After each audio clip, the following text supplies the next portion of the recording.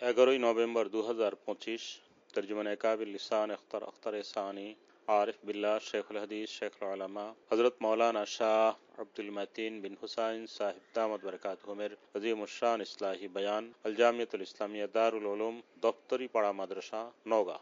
কেউ ছবি তুলবেন না এবং ভিডিও করবেন না, খবরদার। ছবি এবং ভিডিও এগুলো সম্পূর্ণ হারাম কাজ, লাআনতের কাজ।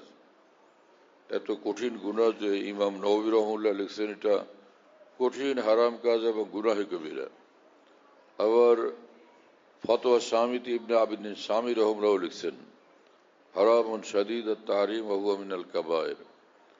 এটা কঠিন হারাম কাজ আর গুনাহে কবিরা। কিন্তু লোকেরা এটার ব্যাপারে এখন বেপরোয়া হয়ে গেছে, যে আলেম ওলামা পীর সাহেবরা এখন ছবি তোলেন, ভিডিও করেন, যন্ত্রপাতি সহ আগায় আসেন। আলেমদের কাজ এবং পীর মাশায়েখের কাজ হলো দিন জিন্দা করা, শরীয়ত জিন্দা করা, সুন্নত জিন্দা করা।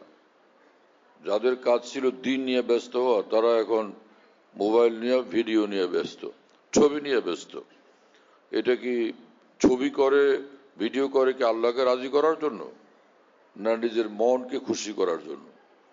বড় আফসোসের কথা, কেয়ামত কাছে আসছে, এই জন্য সব বিগড়ে যাইতেছে। যে আলেম মানুষ থাকবে দ্বীনের জিন্দা নমুনা, পীর মাশায়েখ থাকবেন দ্বীনের নমুনা, দিন পৌঁছাবেন, দিন দেখাবেন, তিনি ভুলের মধ্যে এখন আক্রান্ত। আর অন্যান্য মুসলমান তো আরো ভুলের মধ্যে আক্রান্ত, অনেকেই ব্যাপকভাবে। এই কাজ না করি কেউ, এর থেকে তওবা করি ভাই। আল্লাহ তাআলা আমাদেরকে হেফাজত করেন। আলহামদুলিল্লাহ আলহামদুলিল্লাহ ওয়া কাফা সালামুন আলা ইবাদিহিল্লাযীনা ইসতাফা আম্মা বা'দ ফাআউযু বিল্লাহি মিনাশ শাইতানির রাজীম বিসমিল্লাহির রহমানির রহিম ইয়া আইয়ুহাল্লাযীনা আমানু ইত্তাকুল্লাহ ওয়া কুনু মা'আস সাদিকিন। وقال رسول الله صلى الله تعالى عليه وسلم ألا وإن في الجسد مضغة إذا صلحت صلح الجسد كله وإذا فسدت فسد الجسد كله ألا وهي القلب. وقال عليه الصلاة والسلام إن أولى الناس بي المتقون من كانوا حيث كانوا. وقال عليه الصلاة والسلام من اتقى الله عاش قويا وصار في بلاده آمنا أو كما قال رسول الله صلى الله تعالى عليه وسلم. আল্লাহ পাক জাল্লা জালালুহু ওয়া মানওয়ালুহু আমাদের সকলকে মাফ করেন, সকল মুসলমানকে মাফ করেন। কামিল ঈমান এবং ঈমানি জিন্দেগি আল্লাহ তাআলা আমাদের সকলকে দান করেন। আল্লাহর মহব্বত মারিফত দান করেন, গুনাহ মুক্ত জিন্দেগি নসিব করেন। যেখানে থাকি আল্লাহর হয়ে থাকি, ইবলিস এবং নফস শয়তানের ধোঁকা থেকে, ধোঁকার রাস্তা, নাফরমানির রাস্তা, গুমরাহির রাস্তা, লানতের রাস্তা থেকে আমরা জন্য হেফাজতে থাকতে পারি। আল্লাহ আমাদেরকে সেই ইলম, জ্ঞান, বুঝ এবং তৌফিক দান করেন। আমার ভাই, মানুষের জীবনের কামিয়াবি আল্লাহকে রাজি করার মধ্যে, আল্লাহকে খুশি করার মধ্যে। সারা দুনিয়া তার উপরে রাজি এবং খুশি, তাকে বড় মনে করে, কিন্তু আসমানওয়ালা নারাজ, সব শেষ, সব বরবাদ। আর সারা দুনিয়া তার উপর নারাজ, কিন্তু আল্লাহ পাক তার উপরে রাজি এবং খুশি, সে কামিয়াব। ভারতের এক মহান বুজুর্গ হযরত মাওলানা আসাদুল্লাহ সাহেব সাহারানপুর রহমতুল্লাহ আলাইহি, তিনি বলেন যে গো हजारों शुगल है दिन रात में लेकिन असरात आपसे गाफिल नहीं। হে আল্লাহ, দুনিয়ার হাজারো কর্মব্যস্ততা আমার থাকে বটে, কিন্তু আপনার বান্দা আসাদ এক মুহূর্তের জন্য আপনাকে ভুলে যায় না, আপনার থেকে গাফেল থাকে না। এই জিনিস সেই জিনিস যে জিনিস মানুষকে বড় ঈমানওয়ালা বানায়, আল্লাহর মাহবুব বানায়, আল্লাহর আশিক দিওয়ানা বানায়, আউলিয়াদের মধ্যে তাকে সামিল করে। সব সময় ফিকিরের মধ্যে সে থাকে যে আমি আল্লাহকে নারাজ করব না, আমি আমার আল্লাহকে খুশি করব, খুশি করার মতো কাজকর্ম করব। খালি 5 ওয়াক্ত নামাজ পড়াই নেক কাজ না, রমজান মাসের রোজা রাখাই নেক কাজ না, বারবার নফল হজ উমরা করতে যাওয়াই নেক কাজ না। আসল নেক কাজ যেটা, যার দ্বারা মানুষ নিশ্চিত জান্নাতে যাবে এবং আল্লাহর ওলি হয়ে যাবে, সেটা হলো সে ফরজ ওয়াজিব আমলগুলো সব ঠিকঠাক মতো করবে আর গুনাহ একটাও করবে না। আমার শায়েখ আরিফ বিল্লাহ মাওলানা শাহ হাকিম মোহাম্মদ আখতার সাহেব রহমতুল্লাহ আলী সারা পৃথিবীতে সফর করতেন, সবগুলো মহাদেশে সফর করতেন, সারা দুনিয়াতে একটা পয়গাম পৌঁছাইতেন, আমার ভাই মুসলমান, চলো আমরা আল্লাহর ওলি হই, আল্লাহর ওলি হয়ে দুনিয়াতে বাঁচবো, আল্লাহর ওলি হয়ে আমরা কবরে যাব। সাধারণত মানুষ মনে করে যে বলি আল্লাহ আমাদের জন্য সম্ভব না, এজন্য মনে করে যে ওলি আল্লাহর মনে হয় অনেক কাজ, দিন রাত কোরআন শরীফের তেলাওয়াত, দিন রাত নামাজ, দিন রাত জিকির, এশাকাওয়াবিন চাষ্ট, তাহাজ্জুদ, আর নফল হজ, নফল উমরা, মুরাকাবা। তো আমি তো দুনিয়ার অনেক কাজে ব্যস্ত থাকি, অফিস আদালত আছে, ক্ষেত খামার আছে, এত সব কাজের মধ্যে আমি এগুলো কিভাবে করব? আর মাদ্রাসাওয়ালারা যারা আরিফিন উম্মত, আকাবের উম্মত, উলুহ মারিফ থেকে বেখবর, মাদ্রাসার মধ্যেও দাওরা পাস বহু লোক আছেন এবং 40, 50, 70 বছর পর্যন্ত বুখারী শরীফ পড়ান, ফতোয়া স্বামী পড়ান, এরকম ওলামা বহুত আছেন যারা এখন পর্যন্ত সঠিকভাবে বুঝতে পারেন নাই যে আল্লাহর ওলি হওয়ার রাস্তা কি, পদ্ধতি কি, জানাই নেই। হাকিমুল উম্মত মুজাদ্দিদুল মিল্লাত মাওলানা আশরাফ আলী থানভী রহমতুল্লাহ আলী বলেন, দিনের মধ্যে দিনে রাতে 5 ওয়াক্ত নামাজ যেরকম ফরজ, আল্লাহর ওলি হওয়া ফরজ। কোন মুসলমান যে আল্লাহকে চায়, জাহান্নাম থেকে মুক্তি চায়, জান্নাতুল ফিরদাউসে প্রবেশ করতে চায়, সেই মুসলমান কি এই সাহস করবে আমি ভাই নামাজ পড়তে পারবো না? 5 ওয়াক্ত নামাজ, আচ্ছা ঠিক আছে আমি 4 ওয়াক্ত পড়বো আর ফজরটা আমি পারবো না, কোন মুসলমান এই কথা বলবে যে আমি ভাই 5 ওয়াক্ত নামাজ না আমারে কমাইয়া দেন? এই কথা বলার সাহস কি কোনো মুসলমানের আছে? হ্যাঁ ভাই ঠিক আছে 5 ওয়াক্ত পড়লাম, না হয় সবাই পড়ে, আমিও আপনাদের সঙ্গে পড়লাম, একটানে রমজানের 30 রোজা, এইটা কিন্তু আমি পারবো না। এরকম কোন মুসলমান পাওয়া যাবে যে দিনদার মানুষ? হ্যাঁ, তো আমার ভাই যেই মানুষ দিনদার এবং আখিরাতের কামিয়াবি চায়, 5 ওয়াক্ত নামাজ তো সে ত্যাগ করতে রাজি হবে না। ভুলে বিচ্যুতিতে গাফলতির কারণে 2 এক ওয়াক্ত কখনো ছুটে গেছে, সে কাজা করে নিছে, কিন্তু সেটা পাকা সিদ্ধান্ত নিবে আমি 5 ওয়াক্ত নামাজ পারবো না, রমজানের রোজা রাখতে পারবো না, এরকম দিনদার মুসলমান একজনও খুঁজে পাওয়া যাবে না। হ্যাঁ, এই যে 5 ওয়াক্ত নামাজ পড়ি আমরা, রমজানের রোজা রাখি, 2টা কাজ হলো।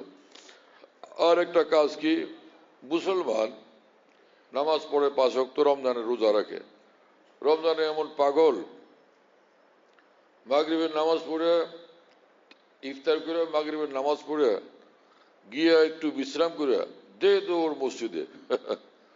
কিরে ভাই কোথায় যাও? বলে তারাবি আছে না। তারাবি পড়া কি ফরজ? কি বলেন আপনারা? তারাবির নামাজ পড়া কি ফরজ? ওয়াজিব। হ্যাঁ, তারাবি ছাড়েন একদিনও? তারাবি ছাড়া থাকা যায়? 20 রাকাত তারাবির নামাজ, মুসলমান পাগলের মতো মসজিদে ছুটে যেতেছে। নামাজের মধ্যে যে মজা, নামাজের মধ্যে যে আরাম, সুবহানাল্লাহ তাআলা বিহামদি। হ্যাঁ, আমি আল্লাহর কসম করে বলি, যে মানুষ সত্যিকার অর্থে দিনদার এবং সে নামাজি, নামাজ পড়ে, নামাজের মধ্যে জান্নাতের মজা পাওয়া যায়, নামাজ সেজদার মধ্যে জান্নাতের মজা পাওয়া যায়। ভাই জান্নাত তো আরামের জায়গা, জান্নাত কি আরামের জায়গা, আনন্দ ফুর্তির জায়গা। প্রত্যেক মুসলমান পুরুষের একদমই স্বাভাবিকভাবে জান্নাতের নিয়ম মোতাবেক 72 জন করে হুর থাকবে। তো জান্নাতে এখানে এক বিবি নিয়ে মানুষ খুশি, জান্নাতে আল্লাহ এমনি দিয়ে দিবেন 72 জন করে, তা আরামের জায়গা হলো না, আনন্দ ফুর্তির জায়গা। জান্নাতের রূহ যেটা, আসল জিনিস যেটা জান্নাতের মধ্যে, সেটা হলো আল্লাহ পাক হামেশা বান্দার উপর খুশি থাকবেন, এক জিনিস। আরেকটা হলো বান্দা বারবার আল্লাহ পাকের দিদার লাভ করবে, আল্লাহকে দেখবে। হ্যাঁ, কেউ প্রতিদিন দেখবে বা সকাল বিকাল দেখবে, আর সপ্তাহে একদিন সম্মিলিতভাবে এক জায়গাতে সবাই মিলে দেখবে জান্নাতের মধ্যে। হ্যাঁ, এইরকম শান্তি এবং আরামের ঠিকানা জান্নাত। জান্নাতের মধ্যে যখন আল্লাহকে মানুষ দেখবে সরাসরি, তখন তারা জান্নাত ভুলে যাবে, হুর গিলমান ভুলে যাবে, জান্নাতের শরাবের নহর ভুলে যাবে, দুধের নহর ভুলে যাবে, হ্যাঁ, মধুর নহর ভুলে যাবে, সব আরাম আয়েশের কথা ভুলে যাবে আল্লাহকে এক নজর দেখার পরে। আল্লাহ তাআলা আমাদের জন্য জান্নাত মঞ্জুর করেন। তো আমার ভাই, তো জান্নাত এটা আসল মাকসুদ না। আসল মাকসুদ কি জিনিস তাহলে? আসল মাকসুদ হলো আল্লাহকে রাজি করা, আল্লাহকে খুশি করা। আসল মাকসুদ হলো আল্লাহকে পাওয়া যাওয়া। আসল মাকসুদ আল্লাহকে পাওয়া যাওয়া। এই জন্যই এক হাদিস শরীফ আমরা পড়ি এবং পড়াই, এটা বুঝার মতো লোক তো কম। এমনি মুহাদ্দিস সাহেব অনেক, কিন্তু হাদিস কোরআন বুঝার মতো আলেমের সংখ্যা একদম কম। হুজুর পাওয়া যায় কিতাব পড়ানোর, কিন্তু কোরআন হাদিসের গভীরে যাওয়ার মতো আলেম দ্বীনের সংখ্যা একদম কম। পৃথিবীর বিখ্যাত আলেম দ্বীন ইমাম রব্বানী हजरत मौलाना रशीद अहमद गंगोई रहमतुल्लाह अलैह बोलते हैं, हदीस पढ़ने पढ़ाने का मजा तो जब है कि पढ़ने वाला भी साहिब निस्बत हो और पढ़ाने वाला भी साहिब निस्बत हो। হাদিস শরীফ পড়ার এবং পড়ানোর মজা মানুষ তখন পায় যখন যিনি পড়ান তিনি ওলি আল্লাহ, আর যিনি পড়েন তিনি ওলি আল্লাহ। তখন হাদিস পড়ার মজা পাওয়া যায়। আর না হলে খালি এমনি পড়ে যায়, রিডিং পড়ে পড়ায় দেয়, এইটুকু। তো এক হাদিস শরীফ রাসূল আকরাম সাল্লাল্লাহু আলাইহি ওয়াসাল্লাম বলেন, লা ইয়াতাহাসসারু আহলুল জান্নাতে ইল্লা আলা সাআতিন। হ্যাঁ, রাসূল পাক সাল্লাল্লাহু আলাইহি ওয়াসাল্লাম বলেন, জান্নাতীরা যখন জান্নাতে যাবে, ওখানে জান্নাতে তো কোনো কষ্ট নাই। কষ্ট আছে? পেরেশানি আছে? হ্যাঁ, কোনো টেনশন আছে? নাই। কিন্তু ইল্লা আলা সাআতিন লাম ইয়াযকুরুল্লাহ ফিহা ফিদ দুনিয়া। জান্নাতে যাওয়ার পরে জান্নাতীরা একটা কষ্ট তাদের ছুটবে না। যখনই তাদের মনে হবে যে দুনিয়ার ওই সময়গুলো, যে সময়গুলোতে আল্লাহর জিকিরে মশগুল ছিল না, আল্লাহকে স্মরণ করে নাই, আল্লাহ থেকে গাফিল ছিল, ওই কথা মনে পড়লেই কষ্ট হবে, আফসোস হবে, আফসোস, আক্ষেপ করবে, আক্ষেপ, আহারে জীবনটাকে এই কাজে কেন নষ্ট করলাম, এইভাবে আল্লাহকে ইয়াদ করলাম না, আল্লাহকে স্মরণ করলাম না, কেন আমি গাফিল ছিলাম। এই হাদিসে পাক থেকে স্পষ্ট হয় যে জিন্দগির সবচেয়ে মজার জিনিস আল্লাহর সঙ্গে মশগুল থাকা, আল্লাহকে রাজি রাখা, আল্লাহকে পেয়ে যাওয়া। এজন্য বাংলাদেশের বিখ্যাত এক বুজুর্গ মাওলানা শামসুল হক ফরিদপুর রহমতুল্লাহ আলী বলতেন, আমার ভাই মুসলমান, তুমি সারাটা দুনিয়া পেয়ে গেছো, দুনিয়ার সবকিছু পেয়ে গেছো, ধন দৌলত, টাকা পয়সা, গাড়ি বাড়ি, রাজত্ব, সিংহাসন, সবকিছু পেয়ে গেছো, কিন্তু তুমি আল্লাহকে পাও নাই। আমি আল্লাহর কসম করে বলি, তুমি কিছুই পাও নাই, তুমি একদম কপাল পোড়া, আসল জিনিস তুমি বুঝোই নেই। আর যদি এরকম হয় দুনিয়ার কিছুই পাও নাই কিন্তু তুমি আল্লাহকে পেয়ে গেছো, আল্লাহর কসম করে বলি তুমি সবকিছু পেয়ে গেছো। যে আল্লাহকে পেয়ে গেছে সে সবকিছু পেয়ে গেছে। আসল জিনিস তাহলে কি? আল্লাহকে পেয়ে যাওয়া। আমার শায়েখ আরিফ বিল্লাহ मौलाना शाह हकीम मोहम्मद अख्तर साहब रहमतुल्लाह अलैह बोलें, जिंदगी पुरबहार होती है रब से जब हम किनार होती है মানুষের জিন্দেগি ভীষণ সুখের জিন্দেগি হয় আনন্দময় জিন্দেগি হয় যখন সে জিন্দেগি আল্লাহওয়ালা জিন্দেগি হয় আল্লাহকে নিয়ে সে বসবাস করে আল্লাহকে নিয়ে থাকে আল্লাহকে নিয়ে পৃথিবীতে বাঁচে হ্যাঁ हम जहां जाते हैं तेरा फसाना छेड़ देते हैं कोई महफिल हो तेरा रंगे महफिल देख लेते हैं যেখানেই যায় সে এই পৃথিবীতে শুধু আল্লাহর সঙ্গে মশগুল আসমান দেখে আসমানটা আমার আল্লাহর মানে আসমান দেখলে আল্লাহর জিকিরে মশগুল আল্লাহর ধ্যানে মশগুল আল্লাহর মহব্বতে মারিফতে আল্লাহর ইয়াদে মশগুল হয়ে যায় সব জিনিস থেকে আল্লাহর দিকে টানে হ্যাঁ وفي كل شيء له آية تدل على أنه واحد এক আল্লাহর প্রতিটি জিনিস জানে প্রতিটি জিনিস তাকে আল্লাহর কথা স্মরণ করে দেয় কথা বুঝতেছেন প্রিয় বন্ধুরা হ্যাঁ إن في خلق السماوات والأرض واختلاف الليل والنهار لآيات لأولي الألباب আল্লাহ পাক জাল্লা জালাল ওয়া মান ওয়ালু বলেন সুবিশাল আসমান এই সুবিশাল পৃথিবী এবং এর মধ্যে যা কিছু এই সব কিছুর মধ্যে মহান আল্লাহর নিদর্শনাবলী মজুদ দেখলেই শুধু আল্লাহর কথা স্মরণ করে দিবে এই নিদর্শন কাদের জন্য লিউলিল আলবাব যারা সত্যিকার জ্ঞানী মানুষ সত্যিকার জ্ঞানী মানুষকে আল কাইস মান দানা নফসাহু ওয়া আমিলা লিমা বাদাল মউত জ্ঞানী মানুষ তারা যারা নিজেকে নিজে নাজায়েজ এবং হারাম রাস্তা থেকে নিয়ন্ত্রণ করে এবং আল্লাহর সন্তুষ্টির পথে চলে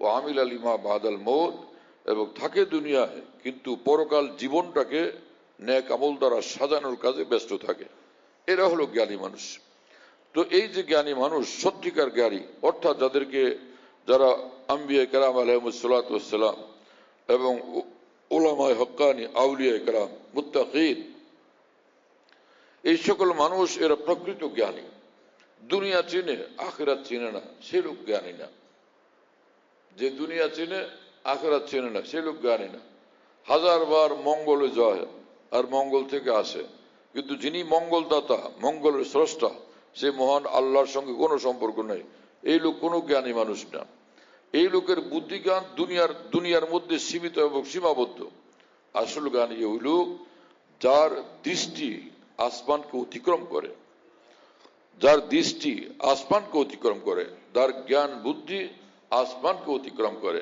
হ্যাঁ ওই জ্ঞানীকে আসল জ্ঞানী বলে नजर वो है जो कौन मकान से पार हो जाए मगर जब रोए तावा पे पड़ जाए तो बेकार हो जाए ওই নজর বড় নজর আসল নজর যে নজর এই পৃথিবীর যে নজরের ক্ষুধা তৃষ্ণা পিপাসা এই পৃথিবীর কোনো জিনিস মিটাইতে পারে না যতক্ষণ না সে আল্লাহকে পাওয়া যায় আল্লাহকে পাইলো আল্লাহর নূর দেখলো আল্লাহর তাজাল্লি দেখলো এখন সে আনন্দিত এখন খুশি যে আমার কোনো কিছুর দরকার নেই আমি সব পেয়ে গেছি जो तू मेरा तो सब मेरा फलक मेरा जमी मेरी अगर एक तू नहीं मेरा तो कोई शय नहीं मेरी हकीम उल उम्मत मुजाहिदुल मिल्लत मौलाना আশরাফ আলী থানভী রহমতুল্লাহ আলাইহি যিনি বিখ্যাত আলেম ফকিহ মুহাদ্দিস এবং মুফাসসির এবং মুজাদ্দিদ ছিলেন তার বিখ্যাত খলিফা খাজা আজুল হাসান মরজুব রহমতুল্লাহ আলাইহি বলেন আল্লাহ যদি আপনি আমার হয়ে যান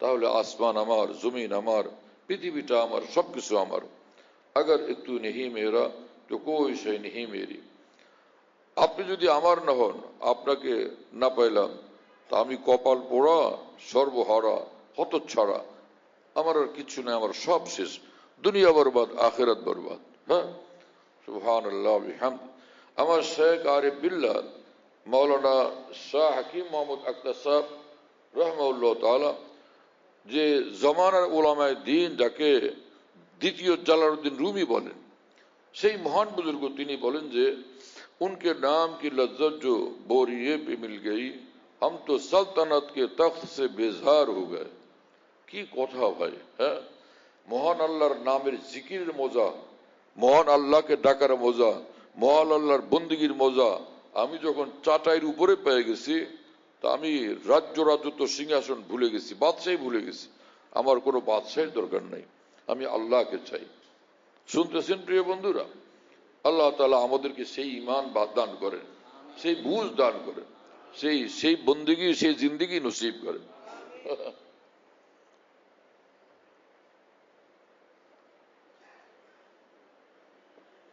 লোকেরা ক্ষমতার জন্য মারামারি কামড়াকামড়ি করে।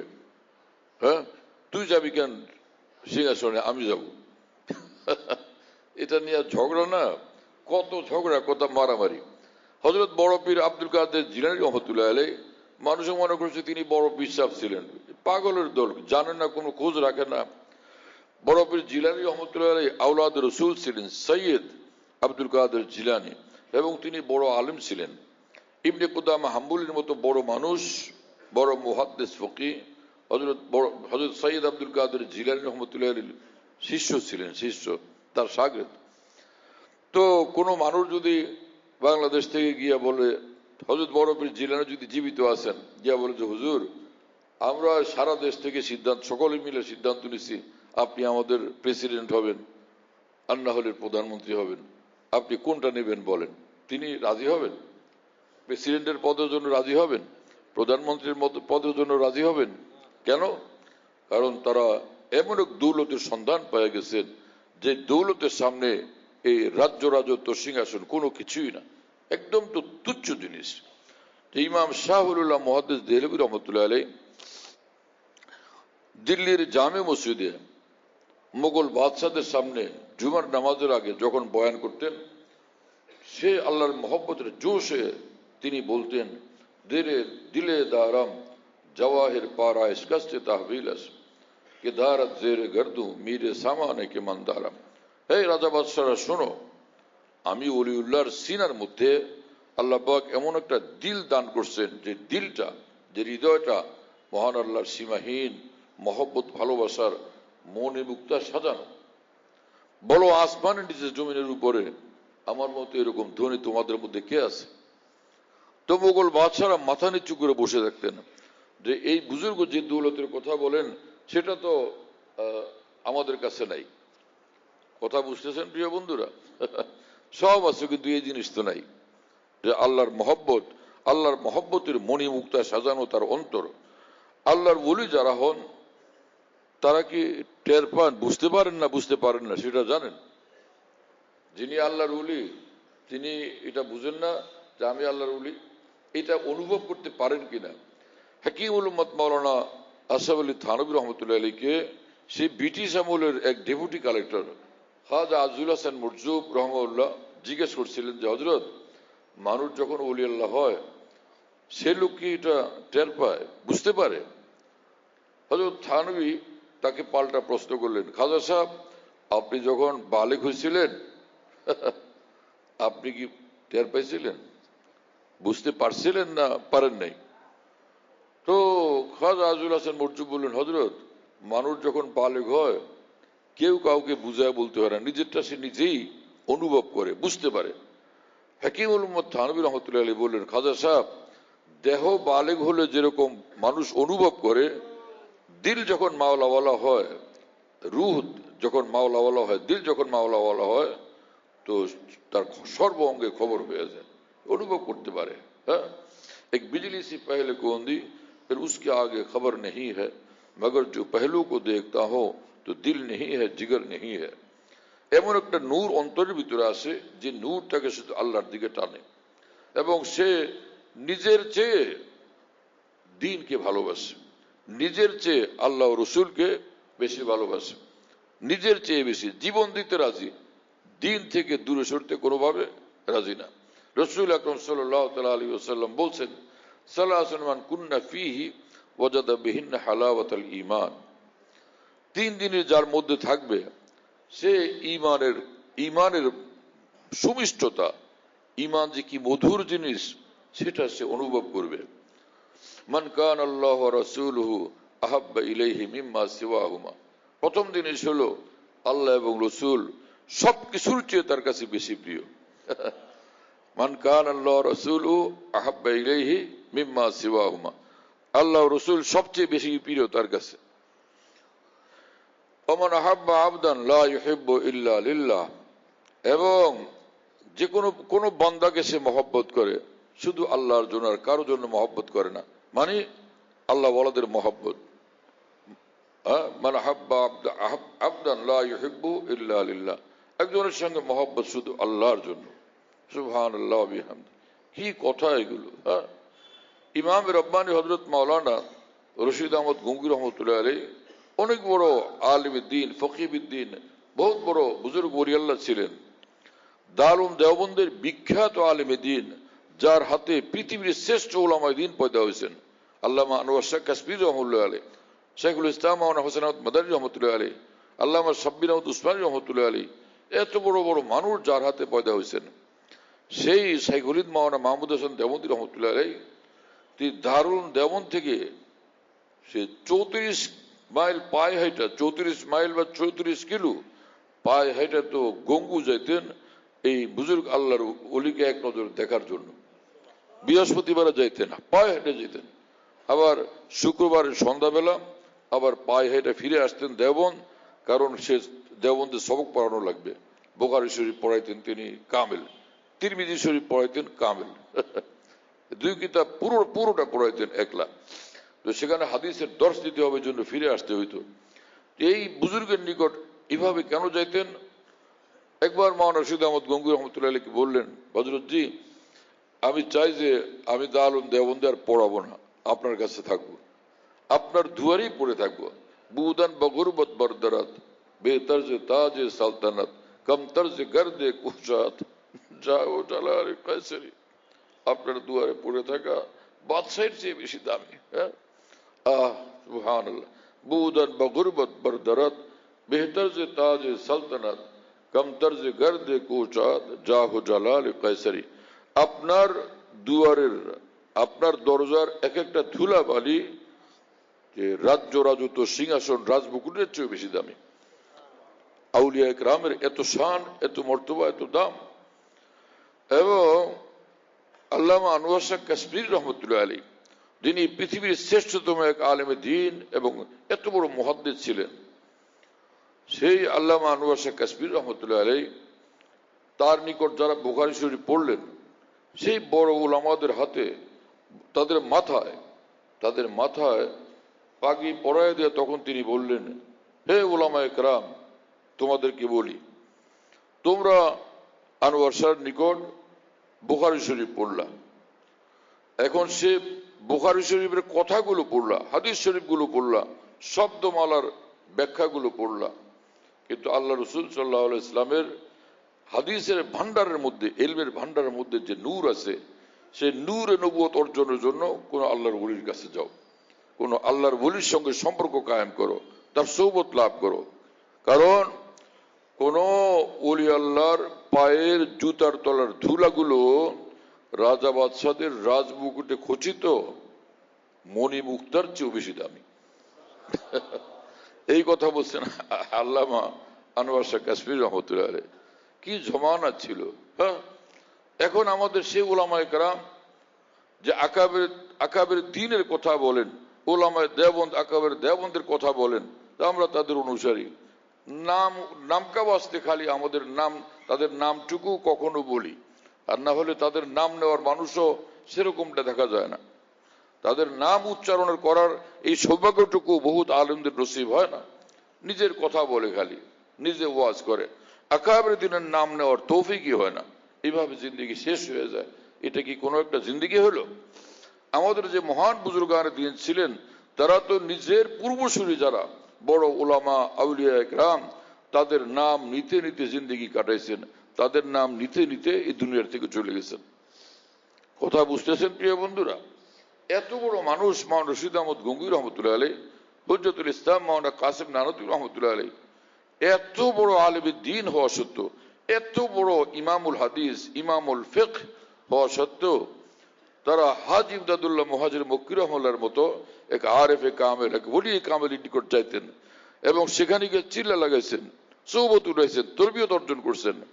এবং তা হাজী সাহেব রহমুল্লাহর বাতলানো জিকির তারা প্রতিদিন করতেন। কেন? इमाम रब्बानी मौलाना रशीद अहमद गंगोई रहमतुल्लाह अलैह बोलें कि हम इसलिए गए हाजी साहब के पास ताकि हमारी मालूमात मामूलात बन जाए। আমরা হাজী ইমদাদুল্লাহ সাহেবের নিকট এই জন্য গেছি যাতে আমাদের যা কিছু এলেম কালাম হাসিল করার তৌফিক হয়েছে সেটার উপরে আমল জিন্দগি অর্জন করে আল্লাহকে পেয়েছি, আল্লাহকে পাওয়ার জন্য আর সে আমল জিন্দগি বানানোর জন্য আমরা হাজী সাহেবের নিকট গেছিলাম। হাকিমুল উম্মত মুজাদ্দিদুল মিল্লাত মাওলানা আশরাফ আলী থানভী রহমতুল্লাহ আলাইহি বলেন, আসল তো আমল, আসল তো হলো আমল, কিন্তু এটা সমগ্র বিশ্বের সিদ্দিকিন, সালেহীন, উলামায়ে দ্বীন, আউলিয়া ইকরাম এই জিনিস প্রত্যক্ষ করছেন, তাদের মুশাহাদা, যে আমলি জিন্দেগি বলে না কোনো কামেল আল্লাহওয়ালার সঙ্গে সম্পর্ক ছাড়া, তার সৌবত ছাড়া, তার তরবিয়ত ছাড়া, তার নজর ছাড়া, তার দোয়া ছাড়া। এই জন্য আল্লাহ পাক জাল্লা জালালু ওয়া মানাওয়ালুর যে প্রিয় বান্দা সাহাবা, তাবিন, তবে তাবিন, দেখা যায় তারা কারো না কারো সোহবতের জন্য দৌড়াইতেন। রসুল পাক সাল্লাল্লাহু আলাইহি ওয়াসাল্লামের সোহবত সাহাবীদেরকে এত বড় বানাইছে। खुद न थे जो राह पर गैरों के औरों के हादी बन गए, खुद न थे जो राह पर औरों के हादी बन गए, क्या नजर थी जिसने मुर्दों को मसीहा कर दिया। হ্যাঁ, যারা ছিলেন একদমই মৃত তারা শুধু দ্বীন ইমানের দ্বারা জীবিত হন নাই, এক পৃথিবীকে তারা জীবিত করছেন, সারা বিশ্বের মানুষের জন্য তারা পথ প্রদর্শক হয়ে গেছেন।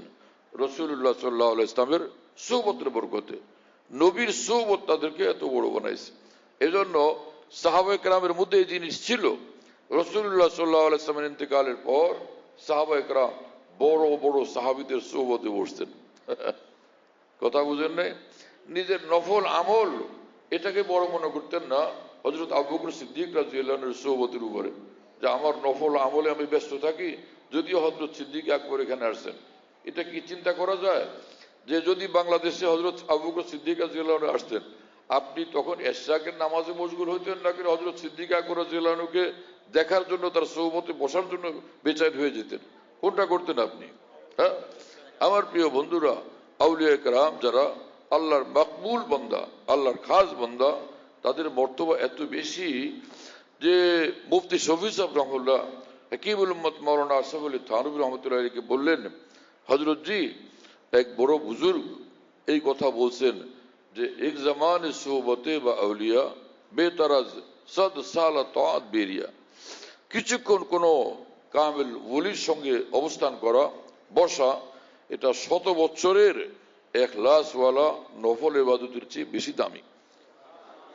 হযরত জি আমার জানার বিষয় হলো এই বুজুর্গের কথাটা কি ঠিক আছে? এটা মুফতি শফি সাহেব রহমাতুল্লাহ জিজ্ঞেস করেন। এত বড় আলেম জিজ্ঞেস করতেছেন পৃথিবীর শ্রেষ্ঠ এক আলেমের দ্বীনকে, হ্যাঁ, জামানার মুজাদ্দিদকে। উত্তরে হাকিমুল উম্মত মাওলানা আশরাফ আলী থানভী রহমতুল্লাহ আলাইহি বললেন, মিয়া শফি, এই মানুষটা অনেক কম বলছেন, এই মানুষটা অনেক কম বলছেন।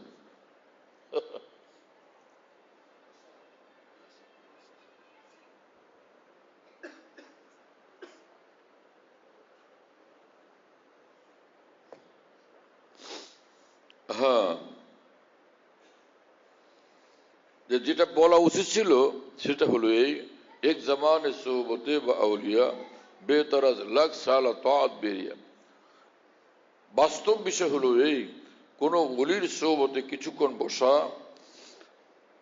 নিজের ব্যক্তিগত লক্ষ বছরের নফল ইবাদতের চেয়েও বেশি দামি। কারণ নিজের লক্ষ বছরের ইবাদত বন্দেগীর মধ্যে এই গ্যারান্টি নাই যে এই লোক জাহান্নামে যাবে না। 1 লাখ বছর ইবাদত করলো তারপরে জাহান্নামে যাবে না, এই গ্যারান্টি আদৌ নাই। কিন্তু এই গ্যারান্টি আছে কোন ওলি আল্লাহর সোহবতের মধ্যে। কোন ওলির সঙ্গে সম্পর্ক করা, তার সোহবতে বসা, তার সঙ্গে উঠা বসা করা, এর ভিতরে গ্যারান্টি আছে এই লোক জাহান্নামী হবে না। হুমুল কওম লা ইয়াশকা বিহিম জালিসুহুম, হাদিসে কুদসির মধ্যে এই কথা আল্লাহ পাক বলছেন যে আমার এই খাস আউলিয়া, তাদের সঙ্গে যারা উঠা বসা করবে জাহান্নামী হবে না। লা ইয়াশকা জালিসুহুম, শাকাওয়াত দুই জিনিসকে বলে, হতভাগা। কোরআন হাদিসের পরিভাষায় হতভাগ্য দুই ধরনের মানুষকে বলে। একটা হলো যে একদম চির জাহান্নামী, কাফের মুশরিক। এই ফামিনহুম শাকিয়্যুন ওয়া সাঈদ, ফাআম্মাল্লাযীনা শাকু ফাফিন নার ওয়াম্মাল্লাযিনা সুইদু ফাফিল জান্নাহ। কোরআন শরীফে আল্লাহ পাক বলছেন ভাগ্যবানরা জান্নাতে যাবে, হতভাগারা সব জাহান্নামে যাবে। এই আয়াতে যাদের কথা বলা হয়েছে তারা কি সব কাফের, কাফের মুশরিক। কথা বুঝতেছেন প্রিয় বন্ধুরা? এ হলো এক হতভাগা, আসল হতভাগা। আর এক হতভাগা কি, যে মুসলমান হওয়া সত্ত্বেও গুনাতে লিপ্ত হয়। এটার প্রমাণ এক হাদিসে রাসূলুল্লাহ সাল্লাল্লাহু আলাইহি ওয়াসাল্লাম বলেন, আল্লাহুম্মা আরহামনি বিতারকিল মাআসি, আল্লাহ গুনাহমুক্ত জিন্দেগি বানানোর দ্বারা আমাকে আপনার রহমত আর রহমত দান করেন। ওয়ালা তুসকিনি বিমাসিয়াতিক, নাফরমানিতে লিপ্ত হইয়া হতভাগা হওয়া থেকে আপনি আমাকে হেফাজত করেন। বুঝা গেল নাফরমানিতে লিপ্ত হওয়া, গুনাহে কবিরাতে লিপ্ত হওয়া আর গুনাহে কবিরা নিয়া জিন্দেগি যাপন, এই লোক হতভাগা। হাদিসে কুদসিতে আল্লাহ পাক বলছেন, যারা আউলিয়া কেরামের সঙ্গে উঠা বসাকারী তারা হতভাগা হবে না। তো দুই অর্থ হয়, একটা হলো যে সে কাফের মুশরিক তো থাকবে না, ঈমানওয়ালা হবে, মানে সে ঈমানওয়ালা, কুফরে শিরকে মুবতালা হবে না, ঈমানের সাথে আল্লাহ পাক তাকে জিন্দেগি দান করবেন। আরেক বিষয় হলো গুনাহ থেকে মুক্ত হওয়া। হাকিমুল উম্মত থানভী রাহমাতুল্লাহি আলাইহি বলেন, আউলিয়া কেরামের সোহবত যে লাভ করলো, কামেল ঈমানওয়ালাদের সোহবত যারা লাভ করলো, হয় দুনিয়াতে একদম ওলি আল্লাহ হয়ে যাবে, আর না হয় কমপক্ষে মৃত্যুর আগে কামেল এবং খালেস তওবা করে, তওবা নাসু, খালেস তওবা করে তারপরে যে জাহান্নাম থেকে মুক্তির মতো ওই রকম গুণাবলী অর্জন করে ফের দুনিয়ার থেকে সে যাবে। কামেল তওবা নসিব হবে, তারপরে তার মৃত্যু হবে, এর আগে তার মৃত্যু হবে না। এটাও কি কম বড় কথা? হ্যাঁ, সুবহানাল্লাহ তাআলা বিহামদি। আউলিয়া কেরামের সুহবতের মধ্যে, তাদের সঙ্গে সম্পর্কের মধ্যে, তাদের সঙ্গে উঠা বসা করার মধ্যে এত বড় আজিমুশান ফায়দা, আজিমুশান লাভ, যেটা লক্ষ বছরের নফল ইবাদতের দ্বারা অর্জন করা যাইত না। হযরত হাকিমুল উম্মত মাওলানা আশরাফ আলী থানভী রাহমাতুল্লাহি আলাইহি বলেন, হে মুসলমান, খেয়াল করা দরকার, ইবলিসের কি ইলম কম ছিল, না ইবাদত কম ছিল, না মারিফত কম ছিল? তিনি বলেন, ইবলিস आलिम था, आबिद था, आरिफ था, फिर भी मरदूद हुआ। আমাদের উলামায়ে কেরামের বিষয়ের প্রতি খেয়াল করা দরকার। যে হাজী হাকিমুল উম্মত থানভী কথা বলছেন, ইবলিস তো আলেম ছিল, আবেদ ছিল, আরিফ ছিল, তারপরেও মরদুদ হলো কেন? এই নফস তাকে ধ্বংস করে দিছে। যে জিনিস তাকে মরদুদ বানাইছে সেটা কি? ভিতরে নফস। নফস কাকে বলে? ইন্নান নাফসা লাআম্মারাতুম বিসসু। কোরআন শরীফ আল্লাহ পাক বলেন, নফসের কাজই হলো খালি পাপ আর পাপ, নষ্টামি আর নষ্টামি, খারাপি আর খারাপির দিকে প্ররোচিত করতে থাকা। এজন্য হযরত থানভী বলতেন, নফস মানে হলো মারগুবাত তাবঈয়া গায়রে শরঈয়া, যে শরীয়ত বিরোধী, আল্লাহর সন্তুষ্টি বিরোধী যে কার্যকলাপ, এই যে একটা কাজের দিকে ভিতরে খালি আগ্রহ পয়দা হয়, এই শক্তিটার নাম হলো নফস। কথা বুঝতেছেন প্রিয় বন্ধুরা? এজন্য নফসের হারাম চাহিদার বিরুদ্ধে চলার দ্বারাই মানুষ হয় এবং মানুষ আল্লাহ পাকের ওলি হয়। হযরত হাকিমুল উম্মত মাওলানা আশরাফ আলী থানভী রাহমাতুল্লাহি আলাইহি বলতেন, সমস্ত আউলিয়া কেরাম, সারা বিশ্বের সমস্ত মাশায়েখে উম্মত যা শিক্ষা দেন মানুষদেরকে ওলি আল্লাহ হওয়ার জন্য, তার মূল কথাটা, খোলাসা, নির্যাসটা আমি তোমাদেরকে শুনিয়ে দিই कि जिस तौत में सुस्ती महसूस हो, सुस्ती का मुकाबला करके उस तौत को करे। যে আমলটা আমার করতেই হবে কিন্তু করতে অলসতা লাগে, অলসতা ত্যাগ করে দিয়া ওই আমলটা করে ফেলো।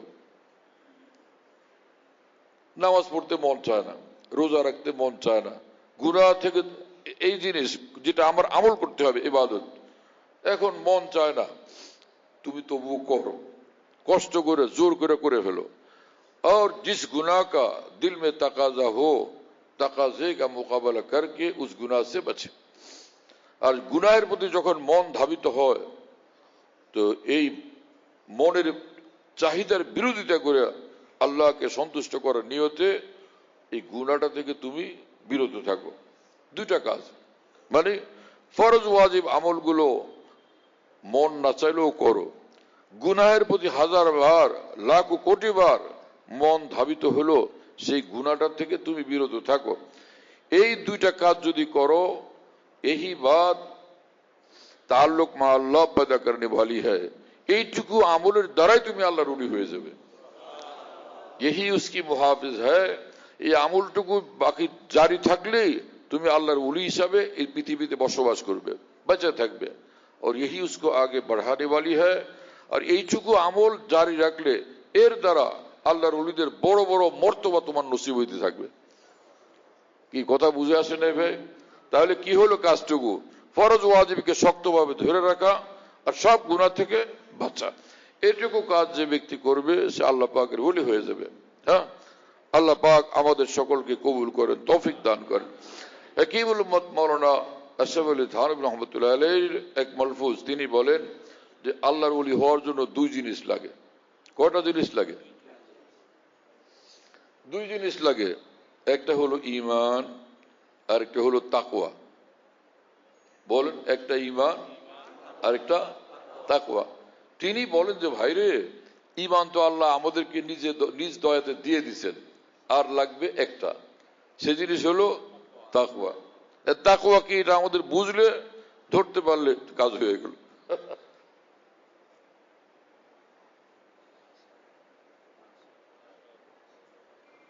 তাকওয়া কি জিনিস?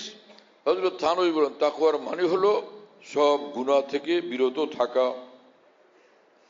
আবার তিনি ব্যাখ্যা করলেন এবং বললেন, দেখো, মিথ্যা বলা গুনাহ, চুরি করা গুনাহ, ডাকাতি করা গুনাহ, মদ খাওয়া গুনাহ, যত গুনাহের কাজ আছে, গীবত করা গুনাহ, জুলুম করা গুনাহ, এগুলো তো আমরা জানি। আর ফরজ ত্যাগ করা গুনাহ, ওয়াজিব ত্যাগ করাও গুনাহ। তো সার কথাই হলো যে গুনাহ থেকে বাঁচবে সেই ওলি আল্লাহ হয়ে যাবে। তা আমরা এইটুকু কাজ করার চেষ্টা করতে পারবো না ইনশাআল্লাহ তাআলা? আমার প্রিয় ভাইয়েরা, এত উলামায়ে দ্বীন এখানে মওজুদ আছেন যারা বুখারী শরীফ পড়ান, হাদিস শরীফ পড়ান, বড় বড় আলেম, খতিব, মুহাদ্দিস, মুতামিম, অনেক বড় উলামায়ে কেরাম এখানে বহুত মওজুদ আছেন। তাদের সকলের সামনে এই মসজিদের মধ্যে আমি আল্লাহর কসম করে বলি, ঈমানের সাথে যে গুনাহমুক্ত জিন্দেগি বানাবে নিঃসন্দেহে সে ওলি আল্লাহ।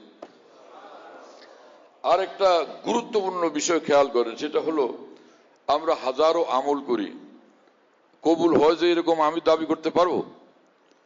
আমরা নামাজ পড়লাম, আপনার আমার বয়স মনে করেন 60, 65, 70, 80 বছর বয়স, সারা জীবন নামাজ পড়লাম, আমরা কবুল হয়ে গেছে আমরা বলা যাবে? জানা আছে?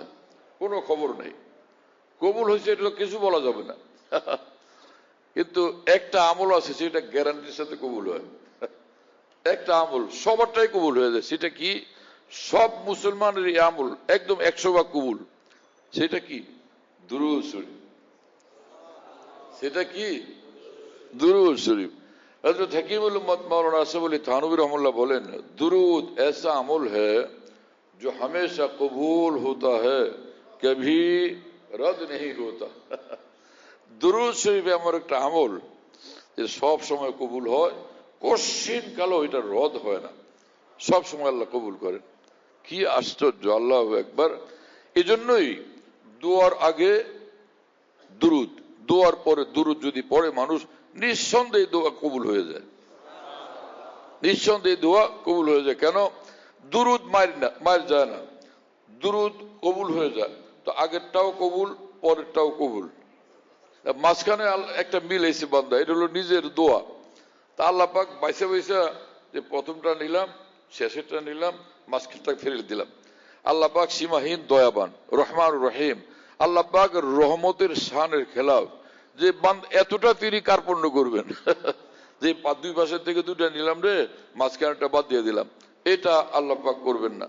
এজন্য সাহাবায়ে কেরাম রাদিয়াল্লাহু আনহুর পরামর্শ যে ভাই যখন দোয়া করো আগেও দুরূদ শরীফ পড়ো, পরেও দুরূদ শরীফ পড়ো।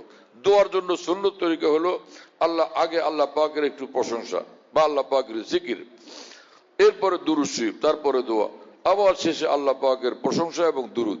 এইভাবে দোয়া করে, এই দোয়া কবুল হয়ে যায়। কি কথা বুঝতেছেন প্রিয় বন্ধুরা? আর এই দোয়া কবুল হওয়ার এই তিনটা পদ্ধতি।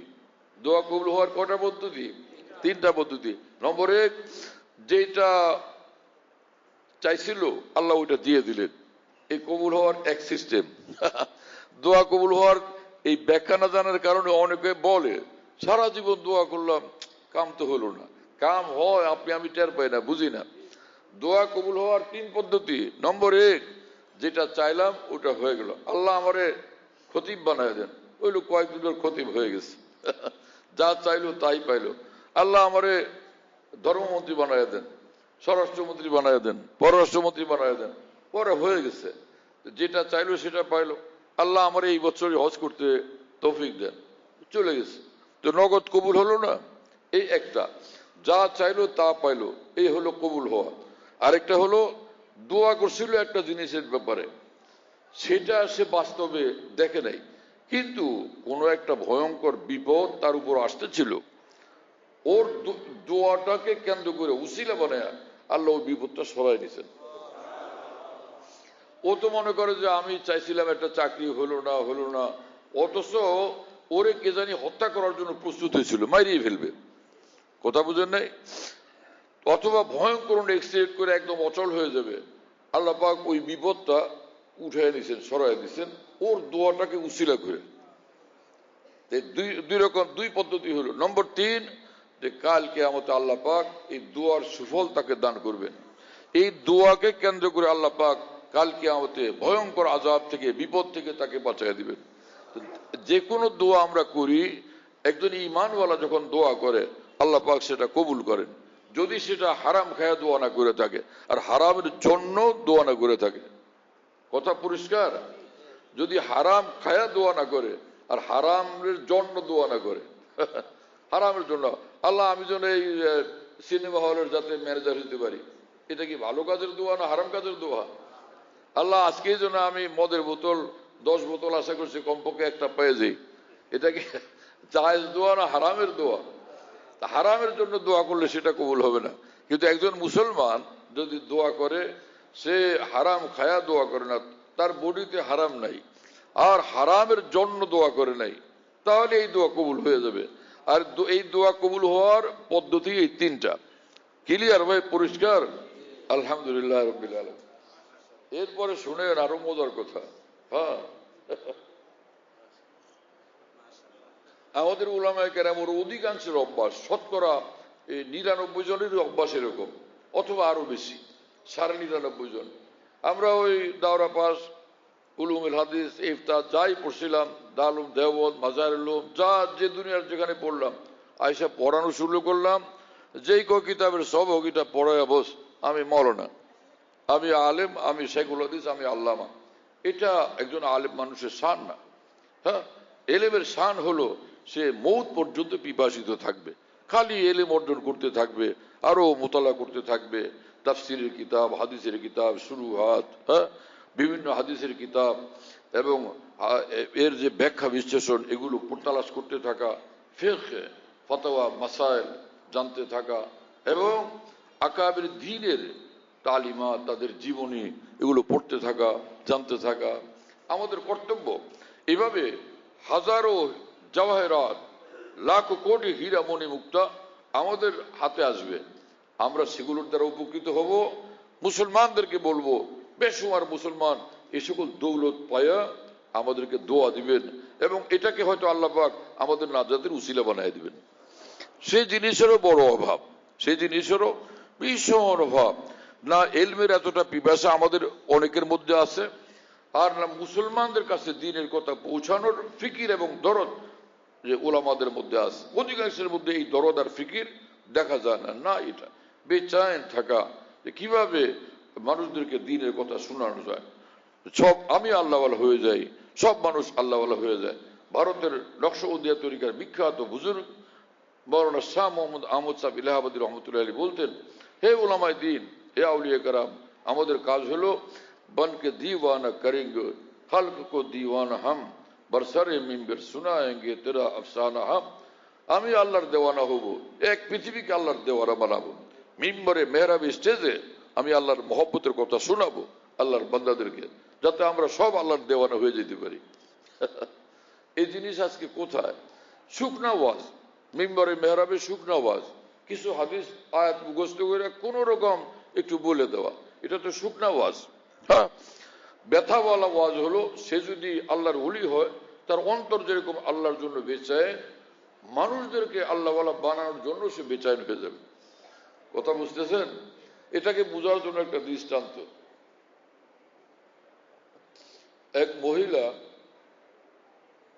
এক বউ পুতের বউ, হাকিমুল উম্মত থানবী এই ঘটনা বলছেন।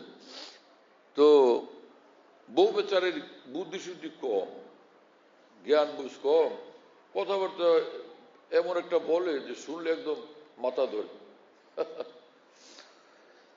তো শাশুড়ি বলছেন যে বৌমা, তুমি কথাবার্তা একটু কম বললো, তোমার কথার কারণে মানুষের সামনে আমরা শরম পাই, আর কথাটা তো বলে না। পরে শাশুড়ি একদিন বললেন যে বৌমা, একদমই কথা বলো না, এইরকম কেন করো, মাঝে মাঝে কিছু বইলো, একদম চুপ থাকো, এটা কেমন দেখায়। তো তখন বউ বলে যে আম্মা, আমার বিয়ের আগে খালি প্রস্তাব আসছে, এই শুনলাম সকালে প্রস্তাব আসছে, বিকালে প্রস্তাব আসছে, খালি প্রস্তাব আসতেই থাকে এরকম। আম্মা, আপনার জন্য কি কোনো প্রস্তাব আসে না? আপনার জন্য আজকাল কোনো প্রস্তাব আসে না একটা? শাশুড়ি দিয়ে শুনে পেরেছেন যে আল্লাহ, কথা বলতে বললাম তো কি কথা বললো, শাশুড়ির জন্য প্রস্তাব আসে কিনা এটা জিজ্ঞেস করতেছে। যাই হোক, ওই বেচারি হামেলা হয়েছে, পেটে বাচ্চা আসছে, এখন 9 মাস চলে। তো একদিন শাশুড়িকে বললো যে আম্মা, আমার তো ঘুম বেশি, আমার ঘুম বেশি, ঘুমাইছে, আমি আর কোনো ট্যাটুর পাই না, কি হলো না হলো, কে আসলো কে গেল, চিল্লাচিল্লি করে মহল্লায়, বাড়ির পাশে ঘরের পাশে, আমি কোনো টের পাই না। তো আমার যে পেটের বাচ্চা, এখন তো বাচ্চা হওয়ার সময় আসছে, আমি যদি ঘুমায় থাকি ওই সময় বাচ্চা হয়ে গেল, তো একটা ঝামেলা না? আম্মা, আমার যদি ঘুমন্ত অবস্থায় বাচ্চা হইতে শুরু করে, আপনি কিন্তু খেয়াল রাখেন, আপনি তো মুরব্বী মানুষ, ঘুম কম, আপনি আমার জায়গায় দিয়েন। তখন শাশুড়ি বললেন যে আরে বৌমা শোনো, যখন প্রসব বেদনা শুরু হবে, বাচ্চা হওয়ার ব্যথা যখন আরম্ভ হবে, খুদ भी जागोगी, মহল্লা ভর কো জাগাওগি। এই বউ শোনো, তোমারে জাগান লাগবে না, সে প্রসব বেদনার যন্ত্রণায় শুধু তুমি নিজেই জাগবা না, মহল্লা শুদ্ধ জায়গায় ছাড়বা। কি কথা বুঝেন নাই? প্রসব বেদনা যখন পয়দা হয়, একলা নিজে জাগে না, কত মেয়েরা পাগলের মতো ছুটে আসে ওর কান্নাকাটি দেখা। হ্যাঁ, তো হযরত হাকিমুল উম্মত মাওলানা থানভী রাহমাতুল্লাহ এই দৃষ্টান্ত বয়ান করে বলেন, কেউ যদি সত্যিকার আল্লাহর ওলি হয়, তো আল্লাহর জন্য সে একলাই বেচাইন হয় না, হ্যাঁ, তার বেচাইনি দেখে এক পৃথিবী তার সঙ্গে আল্লাহর জন্য বেচাইন হয়ে যায়। হাজার হাজার মানুষ, লাখ লাখ মানুষ আল্লাহর জন্য বেচাইন।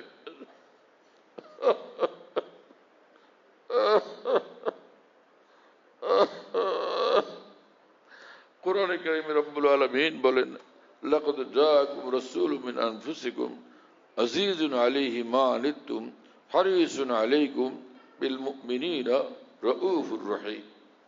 তোমাদের নিকট এমন এক আজিমুল শান রাসূল আসছেন যে তোমাদের জন্য যে জিনিস ক্ষতিকর, তোমাদের জন্য কষ্টদায়ক, তোমাদের বিপদ হবে পরকাল জীবনে, ইহকাল জীবনে, পরকাল জীবনে, আজিজুন আলাইহি মা আনিতুম, সেই জিনিস তার কাছে কঠিন লাগে, সেই জিনিস তাকে ব্যথিত করে, তিনি অস্থির থাকেন যে আমার উম্মত যাতে জাহান্নামে না যায়, কাফের না থাকে, মুশরিক না থাকে, গুনাহগার না থাকে। হারিসুন আলাইকুম আলা ঈমানিকুম ওয়া সালাহি শানিকুম, তোমরা যাতে সব কামিল ঈমানওয়ালা হয়ে যাও, ঈমানওয়ালা হয়ে যাও, কামিল ঈমানওয়ালা হয়ে যাও, একদম পবিত্র জিন্দেগিওয়ালা হয়ে যাও, আল্লাহর ওলি হয়ে যাও, এটার জন্য তিনি বিশেষভাবে ভীষণভাবে লালায়িত, বেচাইন, হারিসুন। এই হলো আল্লাহ রাসূল সাল্লাল্লাহু আলাইহি ওয়াসাল্লামের বৈশিষ্ট্য, বিল মুমিনিনা রাউফুর রহিম, ঈমানওয়ালাদের প্রতি তিনি অত্যন্ত কোমল এবং অত্যন্ত দয়াদ্র। তো যে উলামায়ে দ্বীন হবেন তারা তো নায়েবে রাসূল, তো নবীর নায়েবের মধ্যে এই গুণাবলী থাকতে হবে না? তো নবী তো বেচैन ছিলেন আবুল হাবকেও দিনওয়ালা ইমানওয়ালা বানানোর জন্য, আবু জাহালকে দিনওয়ালা ইমানওয়ালা বানানোর জন্য। আমাদের মধ্যে সে বেচাইনি কোথায়? আমরা তো কয়েকখান কিতাব পড়া বাস খুশি, আর না হলে মিম্বরে একদিন জুমার নামাজের সময় একটু ওয়াজ করলাম, বয়ান করলাম, খুশি। হ্যাঁ, এরপরে জানতেও চাইলাম যে কিরে ভাই খবর কি, আমার বয়ানের প্রশংসা করছে কিনা লোকেরা। নাউজুবিল্লাহ তাআলা মিন যালিক। একে বলে দ্বীনের দরদ, একে বলে আল্লাহর বান্দাদের দরদ। আল্লাহর জন্য মহব্বতের ব্যথা যার মধ্যে পয়দা হবে, সে নিজেই খালি আল্লাহর জন্য বেচैन থাকবে না, আল্লাহর মহব্বতের যন্ত্রণাগ্রস্ত থাকবে না, তার সঙ্গে যারা উঠা বসা করবে তারাও আল্লাহর জন্য বেচैन হয়ে যাবে, আল্লাহর মহব্বতে বেকরার হয়ে যাবে। হ্যাঁ, ভারতের এক মহান বুজুর্গ মাওলানা শাহ মোহাম্মদ আহমদ সাহেব ইলাহাবাদী রহমতুল্লাহ আলী বলেন যে, শুক্র है दर्द दिल मुस्तकिल हो गया, अब तो शायद मेरा दिल भी दिल हो गया। দিন রাত আমার অন্তর আল্লাহর মহব্বতে ছটফট করতে থাকে। আমার মনে হয় যে এরকম অন্তর আল্লাহ পাক চাইছিলেন, সেই রকম একটা অন্তর আল্লাহ পাক আমাকে নসিব করে দিয়েছেন। হ্যাঁ, আল্লাহ পাকের মহব্বতের ব্যথাওয়ালা একটা অন্তর আল্লাহ তাআলা আমাদের সকলকে দান করেন। কিন্তু এইরকম দিল পাওয়ার জন্য, এইরকম মহব্বতওয়ালা অন্তর বানানোর জন্য কি তরিকা? হাকিমুল উম্মত মাওলানা আশরাফ আলী থানভী রহমতুল্লাহ আলী বলেন যে, আহলি মোহাব্বত की सोहबत में बैठो। আল্লাহর মহব্বত পাওয়ার জন্য, আল্লাহর মহব্বতওয়ালা অন্তর, আল্লাহর মহব্বতের ব্যথাওয়ালা অন্তর পাওয়ার জন্য, বানানোর জন্য, যিনি আল্লাহর মহব্বতে বেচায়েন, এরকম কোন আল্লাহর ওলির সোহবতে উঠা বসা করো। যেই কথাটাকে হাকিমুল উম্মতুল খলিফা খাজা আজুল হাসান মরজুব রহমতুল্লাহ আলাইহি এইভাবে বর্ণনা করছেন শেরের ভাষায় যে, জো আগ কি খাসিয়ত ও ইশক কি খাসিয়ত, এক খানা বখানা হ্যায়, এক সিনা বসিনা হ্যায়।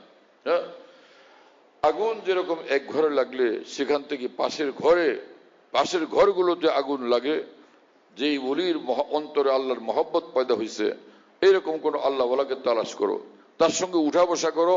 ওই দিল থেকে তোমার অন্তরের ভিতরে আল্লাহর মহব্বতের আগুন জ্বলতে শুরু করবে। হ্যাঁ, करीब जलते हुए दिल के अपना दिल कर दो, ये आग लगती नहीं है लगाई जाती है। হ্যাঁ, যে যার অন্তরে আল্লাহর মহব্বতের ব্যথা, তার নিকটে যাও, ওই ব্যথা তোমাকেও ব্যথিত করবে। আল্লাহ পাক জাল্লা জালালু ওয়া মানওয়ালু আমাদেরকে কবুল করেন, আমাদেরকে তৌফিক দান করেন।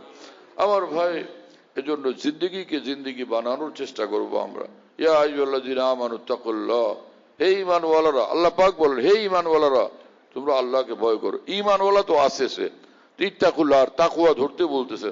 বোঝা গেল যে ঈমানের সঙ্গে তাকওয়া জরুরি। তাকওয়া কি জিনিস? সব তাফসীরের মধ্যে এক কথা, সব তাফসীরের মধ্যে কি? ইমতিসালে আওয়ামির ওয়াজতিনাবুল মানাহি। হ্যাঁ, যে গুনাহ থেকে বাঁচা। আরেকটা এর বিপরীতে হলো ইজতিনাবে আওয়ামির, এই ইমতিসালে আওয়ামির, আল্লাহ পাক যে হুকুম করছেন সেটা পালন করা, আল্লাহর হুকুম পালন আর গুনাহ থেকে বাঁচা।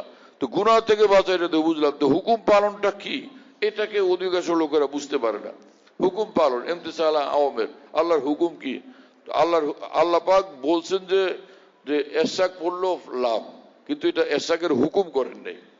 কথা বুঝতেছেন আমার? এরকম তাহাজ্জুদ পড়লে লাভ আছে, তাহাজ্জুদ পড়তে হবে, এই হুকুম করেন নাই।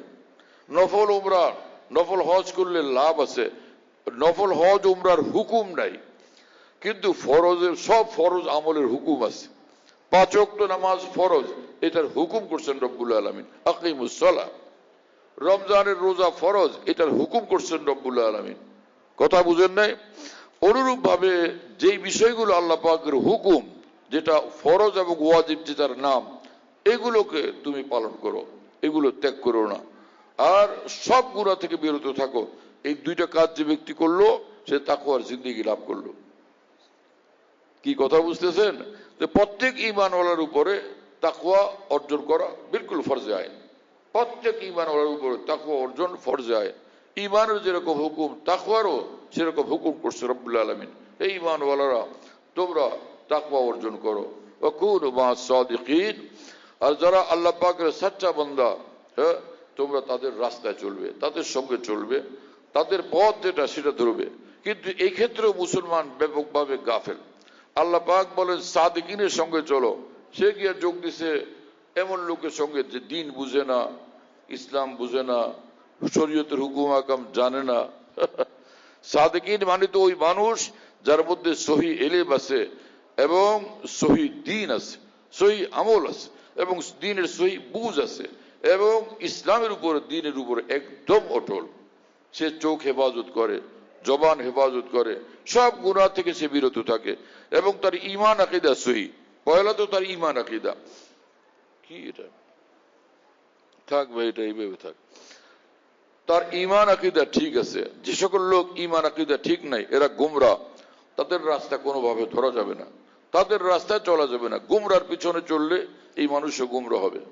কি কথা বুঝতেছেন? এবং রসুল পাক সাল্লাল্লাহু আলাইহি ওয়াসাল্লাম, আল্লাহ রসুল এই কথা বলেন নাই জাহেলদের সঙ্গে চলো, যাদের কাছে দিন নাই, দিনের এলেম নাই, দিনের সমঝ নাই, বেখবরদের সঙ্গে আল্লাহ রসুল বলতে আমাদেরকে বলেন নাই, বরং আল্লাহ এবং রসুল নির্দেশ করছেন তোমরা উলামায়ে দ্বীনের সঙ্গে চলো। ফাসআলু আহলায যিকরি ইন কুনতুম লা তা'লামুন, আয় আহলাল ইলমে।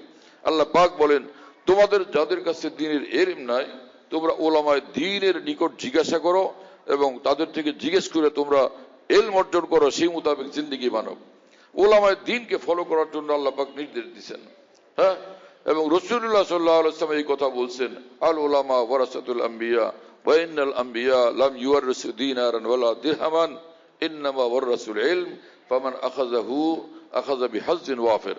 রাসূলুল্লাহ সাল্লাল্লাহু আলাইহি ওয়াসাল্লাম বলেন যে নবী রাসূলগণের নিকট আসমানি যে ইলম থাকে, এই ইলমের ওয়ারিস নবীদের পরে উলামায়ে দ্বীন। উলামায়ে দ্বীন থেকে যে ব্যক্তি দ্বীনের ইলম নিবে, বড় সম্পদ, বড় দৌলতের সে অধিকারী হয়ে যাবে। তা আল্লাহ রসুল সাল্লাল্লাহু আলাইহি ওয়াসাল্লাম এই কথা বলছেন। আল্লাহ পাক বলেন উলামায়ে দ্বীন থেকে দ্বীন শেখার জন্য, আল্লাহ রসুল সাল্লাল্লাহু আলাইহি ওয়াসাল্লাম বলেন উলামায়ে দ্বীন থেকে দ্বীন শেখার জন্য। এজন্য দ্বীন নিতে হয় আল্লাহ পাকের নবী রসুলদের থেকে। নবী রসুলদের পরে, নবী রসুলদের অবর্তমানে দ্বীন নিতে হয় উলামায়ে দ্বীন থেকে, হক্কানি উলামায়ে দ্বীন থেকে। আমি তো এটা বলি, কিন্তু কারা কারা এটাকে প্রচার করে এইভাবে, দ্বীন নিতে হয় নবী রসুলদের থেকে আর নয় আহলুল্লাহর সুহবত থেকে। কথা ঘুরে বানায়া একটা বলা হয়, ফের আরেকটাকে তারা প্রচার করতে থাকে। কি পেরেশানির কথা যে সুহবত আহলুল্লাহ থেকে দ্বীন নেন। আরে ভাই, আল্লাহ রসুল যেটা বলছেন সেটাও তো আমরা বলতেছি। দ্বীন অর্জন করতে হয় নবী রসুলদের থেকে। নবী রসুলদের পরে নবী রসুলদের যে নায়েব রসুল যারা উলামায়ে দ্বীন, তাদের থেকে দ্বীন গ্রহণ করতে হয়। আল্লাহ পাক আমাদেরকে উলামায়ে দ্বীনের সঙ্গে সম্পর্ক রেখে উলামায়ে দ্বীন থেকে দ্বীন নেওয়ার এবং দ্বীন বুঝার তৌফিক দান করেন। তো এক জিনিস হলো নিজের মধ্যে ইলম আনা এবং আমল পয়দা করা। আরেক জিনিস হলো যে নিজেকে কামিল ওলি আল্লাহ বানানো, আল্লাহ ওয়ালা বানানো। আমাদের আকাবের দ্বীনের হেদায়েত হলো আল্লাহর ওলি হওয়ার জন্য, জিন্দেগিকে জিন্দেগি বানানোর জন্য, গুনাহমুক্ত জিন্দেগি বানানোর জন্য দরকার হলো একদিকে আমাদেরকে হিম্মত করতে হবে, আরেকদিকে যারা উচ্চ হিম্মতওয়ালা সে আউলিয়া কেরামের সোহবতে থাকতে হবে, তাদের সঙ্গে সম্পর্ক রাখতে হবে। তো এই আউলিয়া কেরামের বরকতে আমাদের মধ্যে ইনশাআল্লাহ তাআলা আমলি জিন্দেগি পয়দা হবে। আমার শায়েখ আরিফ বিল্লাহ মাওলানা শাহ হাকিম মোহাম্মদ আখতার সাহেব রহমতুল্লাহ আলী বলতেন, তোমরা যারা আউলিয়া কেরামের সঙ্গে উঠো বসো, তোমাদের সে একদম জীবনের প্রথম দিন যখন এখানে আসছিলা প্রথম, সেই দিনটা মনে করো আর আজকের দিনটা মনে করো, দুইটার মধ্যে কোনো পার্থক্য কি নাই? দেখবা যে বিশাল বড় পার্থক্য পয়দা হয়েছে। দিনে দিনে তোমার দিনের বুঝ জ্ঞানের উন্নতি হয়েছে, দিনই জিন্দেগির মধ্যে উন্নতি আসছে। তো যারা এইভাবে জুড়ে থাকবে তাদের ফায়দা হইতেই থাকবে। পাকিস্তানে এক বুজুর্গ ছিলেন, যিনি মাওলানা তাকি উসমানী সাহেব এবং মাওলানা রফি উসমানী সাহেব, এই মহান বড় আলেম উলামায়ে দ্বীনেরও যিনি শায়েখ ছিলেন, মুর্শিদ ছিলেন, হযরত ডক্টর আব্দুল্লাহ সাহেব রহমতুল্লাহ আলাইহি, তিনি বলতেন যে উনসে মিলনে কি হ্যায় यही एक राह मिलने वालों से राह पैदा कर। যে আল্লাহকে পাওয়ার জন্য একটাই পথ, যার আল্লাহ ওয়ালা তাদের সঙ্গে সম্পর্ক করো, তাদের সঙ্গে উঠা বসা করো, এর বরকতে তোমরা আল্লাহ ওয়ালা হয়ে যাবে। আল্লাহ পাক আমাদেরকে কবুল করেন এবং তৌফিক দান করেন।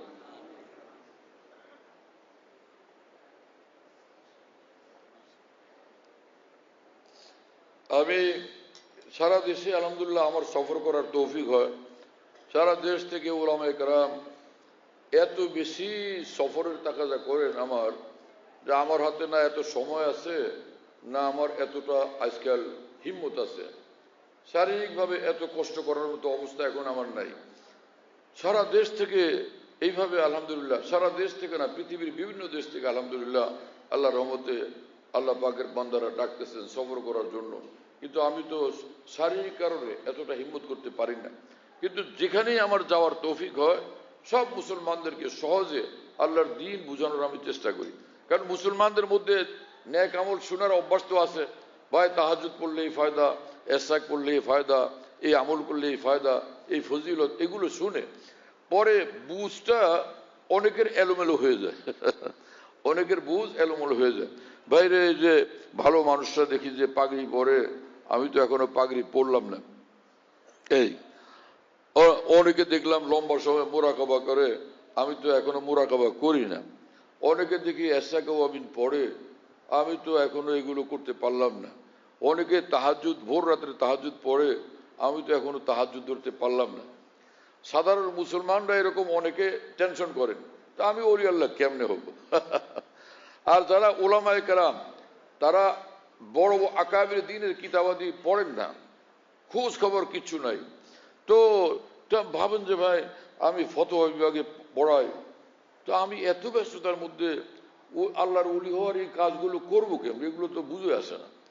আমি বুখারী শরীফ পড়াই, মুসলিম শরীফ পড়াই, আবু দাউদ শরীফ পড়াই, হ্যাঁ, আল আসমাউন নাসায়ের পড়াই, এত ভারী ভারী দায়িত্ব আমার, এর মধ্যে সময় বের করে ওলি আল্লাহ হওয়ার জন্য যে চেষ্টা করা, এটা আমি কেমনে করব? এই ওলামারাও পরে গাফেল হয়ে যান, ওই সাধারণ মুসলমানও গাফেল হয়ে বসে থাকে যে ওলি আল্লাহ হওয়ার এই সকল কাজ টাজ এগুলো ভাই আমাদের দ্বারা হবে না। এলমি খেদমত করি, হ্যাঁ, কোরআন হাদিসের খেদমত করি, এলেমের খেদমত করি, এটা কি কম? বাকি আল্লাহর মেহরবানি হবে, এছাড়া তো উপায় নেই। চুপচাপ বসে থাকে। কথা বুঝতেছেন? এগুলো বড় ভুল আমাদের, এটাও আমাদের নফসের ধোঁকা। দ্বীনের পথ তো, ওলি আল্লাহ হওয়ার পথ তো সহজ, সেটা হলো ঈমানের পর ফরজ ওয়াজিবগুলো ঠিক মতো পালন করা, সব গুনাহের কাজ থেকে বাঁচা, আর কোনো আল্লাহ ওয়ালার সঙ্গে সম্পর্ক রাখা। এখন সে আল্লাহ ওয়ালার সুহবতে যাইতে থাকা, দিন রাত যাইতে থাকো, হ্যাঁ, সপ্তাহ সপ্তাহ যাইতে থাকো, এটা তো জরুরি না। হযরত হাকিমুল উম্মত থানভী রাহিমাহুল্লাহ কসদুস সাবিল কিতাবে বলছেন যে আল্লাহ ওয়ালাকে তুমি নিজের শায়েখ বানাইলা, গাহ বগাহ, মানে মাঝে মাঝে গিয়া তার সঙ্গে সাক্ষাৎ করো, তার সঙ্গে যোগাযোগ রাখো। আগের জমানাতে যোগাযোগ রাখতো সে চিঠিপত্রের মাধ্যমে, এখন তো মোবাইলে যোগাযোগ রাখা যায়। সালাম, একটু সালাম করা, একটু দোয়া নেওয়া, বা কোনো জরুরি বিষয়ে পরামর্শ চাওয়া। আর এগুলোকে মানুষ গোপন রাখে, যে এমনি লোকেরা মনে করে হুজুর খুব সাজা, হুজুর পাগড়ি টাগড়ি জুব্বা দেখে মনে করে সাজা, অথচ নিজের ভাবির সঙ্গে সে পর্দা করে না, হ্যাঁ, নিজের স্ত্রীর বোনের সঙ্গে পর্দা করে না, খালাতো বোন, মামাতো বোন, ফুয়াতো বোনের সঙ্গে পর্দা করে না। এরকম 1000 বছর বুখারী শরীফ পড়াইলো, সে জাহান্নাম থেকে বাঁচতে পারবে না। এবং কোশ্চিন কালো একটা কবিরা গুনার অভ্যাস থাকলে সে আল্লাহ পাকের ওলি হইতে পারবে না। আর সে আমল এত নাই, এত ইশরাক আবিন তাহাজ্জুদ কিছু নাই, প্রতি বছর নফল হজ উমরা নাই, কিন্তু আল্লাহরই বান্দা ফরজ ছাড়ে না, ফরজ আমল ছাড়ে না, গুনাহ একটাও করে না, তো নিঃসন্দেহে সে আল্লাহর ওলি হয়ে যাবে। এর সঙ্গে খালি এইটুকু একটু হিম্মত করে যোগ করা, কোন আল্লাহর ওলির সঙ্গে নিজের সম্পর্ক রেখে চলা, মাঝে মধ্যে তার সঙ্গে উঠা বসাও করা, চাই অল্প সময়ের জন্যই হোক, চাই অল্প সময়ের জন্যই হোক। এটার একটা উদাহরণ মনে পড়লো, বলবো? এটা না থাকবে? হ্যাঁ ভাই, আপনারা তো জোয়ান জোয়ান মানুষ, জি জি করেন। কত মানুষ ঘন্টা ঘন্টা বসে আছে আগে থেকে, তাদের উপায় অবস্থাকে জানি না তো। কেউ যদি মনে করে যে মৌলবীদের যা কাম, কায়দা করে বসার পরে আমরা শরমে উঠতেও পারি না, মুসিবত। আবার কিছু লোকে এরকম হইসই করে মৌলবীরা, কোরআনের মজলিস, এখান থেকে উঠবেন না, বেয়াদবি হবে, এরকম কথা বলা ঠিক না। কোরআনের মজলিস, দ্বীনি মজলিস, যার জরুরত আছে যাবে না। বেচারা ঘরের মধ্যে বিবি একলা, অথবা মা অসুস্থ, অথবা বাচ্চা অসুস্থ, যাওয়া লাগে, যাবে না? তাহলে এই সকল কথা দিয়ে পেঁচান কেন? এই কথা কোন কিতাবে লেখা আছে যে মজলিস মাহফিল থেকে উঠে চলে যাওয়া জায়েজ নেই? আছে এরকম কোন কথা? তো লোকদেরকে এরকম ধোকা কেন দেওয়া, পেরেশানিতে কেন ফেলা? যার জরুরত আছে বেচারা আস্তে আস্তে করে শৃঙ্খলার সাথে চলে যাবে। কি কথা বুঝেন নাই? এই মুহূর্তে অনেক আহাম একটা ঘটনা মনে হয়েছে, সেটা বললে হয়তো অনেক মুসলমানের ফায়দা হবে। এই অর্থে এক আল্লাহওয়ালার সঙ্গে চলার দ্বারা কখন যে আল্লাহ পাক এই বান্দাকে কামিয়াব করে দিবেন কিছু বলা যায় না। সেটা হলো হাফেজ সিরাজি রহমতুল্লাহ আলী, ইরানের এক বুজুর্গ ছিলেন, দিওয়ানে হাফেজ। অনেকের কাছে হয়তো আছে কিনা আছে, আলহামদুলিল্লাহ দিওয়ানে হাফেজ আমার কাছে আছে, এটা মোতালা করারও তৌফিক হয়েছে। আজিমুল শান কিতাব, ফার্সিতে লেখা।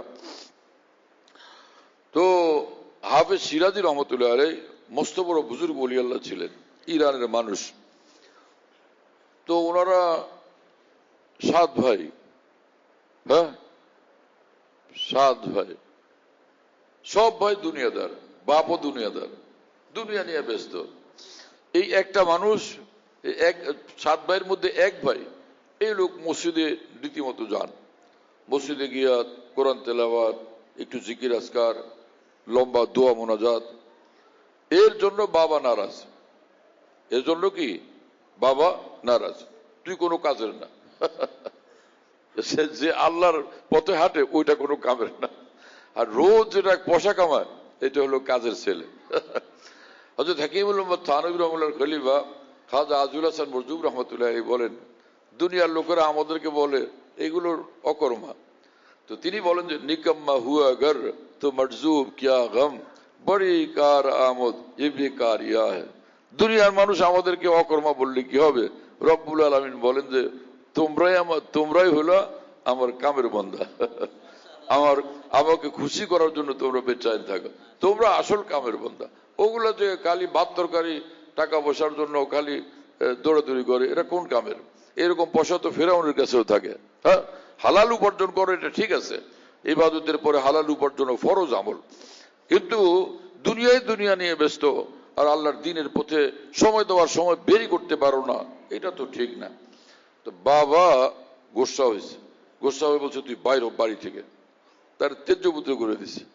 যখন চলে যায় ছেলে, কি রকম বাপ চিন্তা করেন, বাবা ছেলে যখন বের হয়ে যায়, মা একটা জায়নামাজ দিছে, এটা নিয়ে যায়, আর কিছু পয়সা করে দিয়ে দিচ্ছে, কেনাকাটা করে কিছু খাইও। সে তো দিন জানে না বেচারা, সে একদমই মানুষের লোকালয় থেকে একদম দূরে একটা জঙ্গলের মধ্যে চলে গেছে, যে এখানে থাকলে আমার ঝামেলা, এরা বিরক্ত করে, তা আমি এক জায়গায় যাব, ওখানে আল্লাহকে ডাকবো, ওখানে নামাজ পড়ে, ওইখানে জিকির আজকার করে। এইরকম করা তো ঠিক না, যে ভাই একদম লোকালয় থেকে দূরে চলে গেল, এটা তো ইসলামের বিধান না। কিছু অলিয়া ছিলেন অল্প স্বল্প, 2-4 জন এরকম ছিলেন, যেমন ইব্রাহিম আদম রহমতুল্লাহ আলীর কথা শোনা গেছে, হাফেজ সিরাজি রহমতুল্লাহর কথা। এইটাকে কিছু মানুষ বয়ান করে দিন প্রচার করতে গিয়া, যে বলে যে অলিয়ারা সব জঙ্গলে চলে যেত। এগুলো তো অন্যায় কথা, ভুল কথা। ইমাম বুখারী কি জঙ্গলে গিয়ে বসেছিলেন? ইমাম মুসলিম রহমুল্লাহ জঙ্গলে গিয়ে বসেছিলেন? ইমাম আবু হানিফা রহমুল্লাহ জঙ্গলে গিয়ে বসেছিলেন? ইমাম মালিক, ইমাম আহমদ ইবনে হাম্বল, ইমাম শাফি রহমুল্লাহ, ইমাম গাজ্জালী রহমুল্লাহ, এরা সব জঙ্গলে গিয়ে বসেছিলেন? এক জনের কথা শুনে আপনারা এরকম প্রচার করেন, আপনারা কঠিন অন্যায় কাজ করতেছেন। যারা এই কাজ এরকম ভাবে বয়ান করতে থাকেন মিম্বরে মেহরাবে, আউলিয়ারা সব জঙ্গলে চলে গেছে, জাহেলেরা গিয়ে দিন প্রচার করছে। দিন প্রচারের কাজটা হলো নায়েব রসুল ওলামায়ে দ্বীনের কাজ। দিনের দাওয়াত, দিনের খেদমত ওলামারা করেন নাই, আউলিয়ারা করেন নাই, সব জঙ্গলে চলে গেছেন। কি মিথ্যা কথা আপনারা বলেন, কি অপপ্রচার করতেছেন, কত বড় ক্ষতি করতেছেন এই উম্মতের। ওলামায়ে দ্বীন থেকে, আউলিয়া কেরাম থেকে লোকদেরকে বিচ্যুত করতেছেন, এভাবে নিজেরা ক্ষতিগ্রস্ত হচ্ছেন, উম্মতকে ক্ষতিগ্রস্ত করতেছেন। আল্লাহর কসম, আপনাদের সকলের উপরে এইরকম বিষয়ের জন্য তওবা করা ফরজ, আর এই অন্যায় করছেন এটা লোকদেরকে বলাও ফরজ আপনাদের জন্য। তাওবাতু সিররি বিসিররি ওয়া তাওবাতুল আলানিয়া বিল আলানিয়া, গোপন গুনার জন্য গোপনে তওবা ফরজ, আর প্রকাশ্যে গুনাহ করলে প্রকাশ্যে সেটার তওবা করা ফরজ।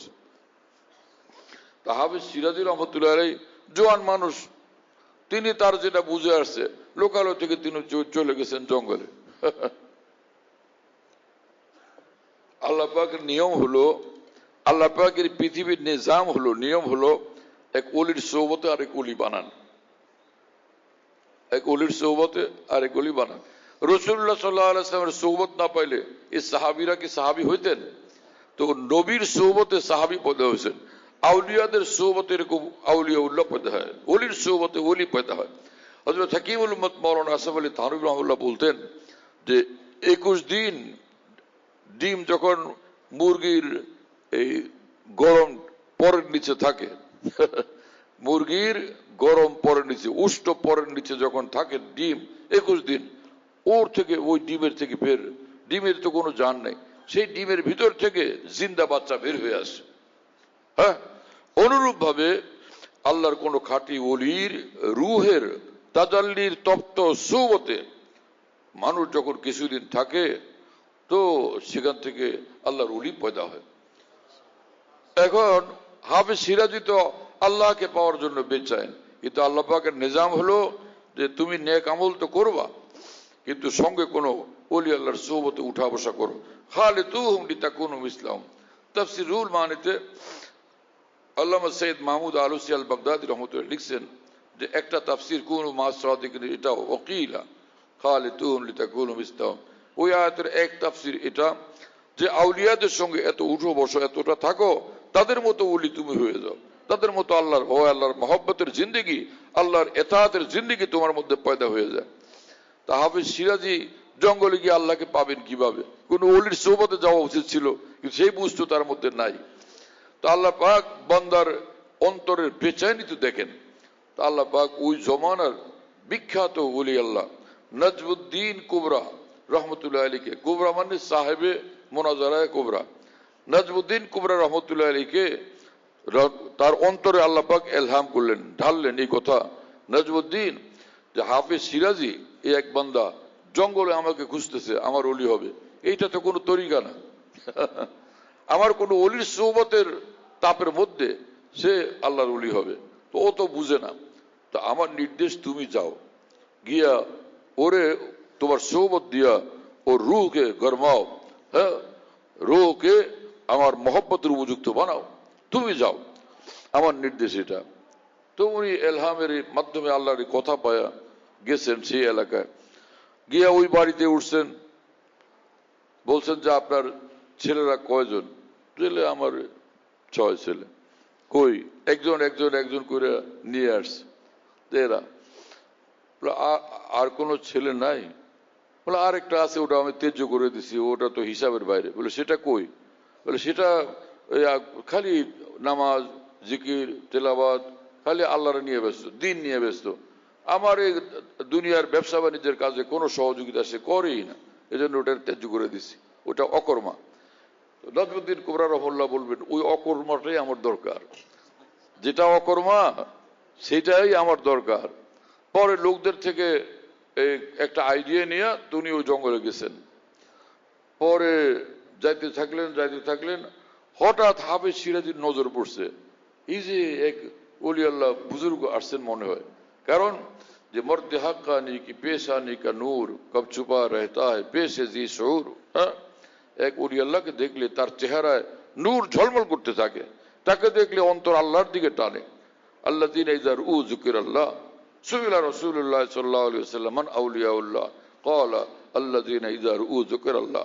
আল্লাহর ওলি তারা যাদেরকে দেখলে আল্লাহর কথা মনে হয়, দিল আল্লাহর দিকে টানে, এটা আলামত যে এই লোক ওলি আল্লাহ। হাফেজ সিরাজি তাকে দেখলেই আল্লাহর জন্য বেচাইনি পয়দা হয়ে গেছে, দিল আল্লাহর জন্য বেচাইন হইতেছে। তখন তিনি কাছে গিয়া দরখাস্ত করলেন, আনা কে খাকরা বরজুরে কিমিয়া কুনান আয়া ভূত কে ঘুষায় চশমে বোমা কুনান। যাদের চোখের দৃষ্টির বরকতে, হ্যাঁ, মাটি পরশ পাথর হয়ে যায়, হুজুর আপনার সেই একটু নজর, একটু দোয়া আমার ভাগ্যে কি জুটবে? তিনি তখন বললেন যে নজর করদাম, নজর করদাম, নজর করদাম। তুমি এক নজর চাইতেছো, একটু দোয়া চাইতেছো, শত শত নজর তোমার জন্য, যে আল্লাহ যেন তোমাকেও আল্লাহর ওলি বানায় দেন। বস মুহূর্তের মধ্যে আল্লাহ পাক আল্লাহর ওলির দোয়া আর তার সোহবতের বরকতে তাকে এত বড় মর্তবা দিয়েছেন যে তিনি এক মস্ত বড় ওলি আল্লাহ হয়ে গেছেন। এক ওলির সোহবত কতটা উপকারী, কতটা দরকার জিনিস। অনুরূপ ভাবে আরেকটা ঘটনা মনে পড়লো, ওটাও সংক্ষেপে বলি। ইব্রাহিম ইবনে আদম রহমতুল্লাহ আলাইহি নিজের জমানার সিদ্দিকিনের মর্তবার ওলি আল্লাহ, সর্বোচ্চ মর্তবার ওলি আল্লাহ। উমরে ফারুক রাদিয়াল্লাহু আনহুর বংশধর ছিলেন তিনি। রাস্তা দিয়ে যাইতেছিলেন, দেখলেন যে এক যুবক মদ খায়া, এক মুসলমান যুবক বেহুশ হয়ে পড়ে আছে। তিনি দেখে তার ওই যে আল্লাহর মহব্বতের ব্যথা যার মধ্যে পয়দা হয়, তো আল্লাহর বান্দাদের জন্য তার অন্তরে ব্যথা পয়দা হয়, তাদের কল্যাণের ব্যথা। ওই মুসলমানকে এইভাবে মদ খায় বেহুশ হয়ে পড়ে থাকতে দেখে তার মায়া লাগলো। আরে ওর দেখারও কেউ নাই, ওই পালায় পুলে এক জায়গায় খাইছিল, ওখানে বেহুশ হয়ে রয়েছে। তো তিনি কোথাও থেকে পানি সংগ্রহ করছেন, ওর মুখটা ফেনা ধরে গেছে, মদের গন্ধ, মদ ছড়ায় আছে আর ফেনা উঠে গেছে। উনি পানি নিয়ে আইসা আস্তে আস্তে মুখটাকে ধুয়ে দিছেন। এর মধ্যে হঠাৎ ওই যুবকের হুশ আসছে, সে দেখে যে ইব্রাহিম আদম এখানে। হযরত আপনি এখানে? বলে ভাই তুমি এক মুসলমান ভাই, হ্যাঁ গুনাহ করা, গুনাহকে ঘৃণা করতে হয়, গুনাহগারকে ঘৃণা করা হারাম। তো তোমার দেখলাম, তোমার একটু খেদমত করার চেষ্টা করলাম। হুজুর আপনার মতো মানুষ আমার আজকে এই খেদমত করলেন, আমি লজ্জিত, তো আপনি আমাকে তওবা করায় দেন, আমি আর এই গুনাহের পথে হাঁটবো না, মদের পথেও না, কোনো গুনাহের পথে আমি আর যাবো না, আমাকে তওবা করায় দেন। হযরত ইব্রাহিম আদম রহমতুল্লাহ আলাইহি তাকে তওবা করালেন। ওই লোক তওবা করলো যে আয় আল্লাহ, পিছনের জিন্দেগির জন্য আমি লজ্জিত শর্মিন্দা, এখন থেকে আমি সেই পিছনের গুনার দিকে যাব না, আর কোনো গুনাহ করব না, পাক্কা ইরাদা করলাম। কি তো কথা বুঝেন নাই? আজকে ভর্তি হলো আলিব্বা, আগামীকাল ফজরের সময় 30 পারা হাফেজ হয়ে যাবে। কি খেয়াল আপনাদের? আজকে আলিব্বাটা পড়া শুরু করলো যে 12 ঘন্টা গেলে, একদিন গেলে কি 30 পারা কোরআনের হাফেজ হয়ে যায় কেউ? আজকে ভর্তি হলেন ABCD-তে, আগামীকালই আপনি MA পাস করে ফেলবেন বা ডক্টর হয়ে যাবেন, এটা কি হয়? ওই যে লোকটা আজকে তওবা করলো, গুনাহগার মুসলমান, ইব্রাহিম আদম রহমতুল্লাহ আলাইহি ওই দিন রাত্রে স্বপ্ন দেখলেন। স্বপ্ন 3 রকম, হাদিস শরীফে আছে। একটা হলো ফেরেশতারা আল্লাহর তরফ থেকে যে স্বপ্ন দেখান, আর একটা যে শয়তানে দেখায়, আর একটা মানুষ নিজের শারীরিক দুর্বলতা, অসুস্থতা, স্নায়বিক দুর্বলতা ইত্যাদির কারণে দেখে। 3 রকম স্বপ্ন। নবী রাসূলগণ যে স্বপ্ন দেখেন, আল্লাহর তরফ থেকে ফেরেশতারা দেখান। আউলিয়া কেরাম স্বপ্ন দেখেন, আল্লাহর তরফ থেকে ফেরেশতারা দেখান।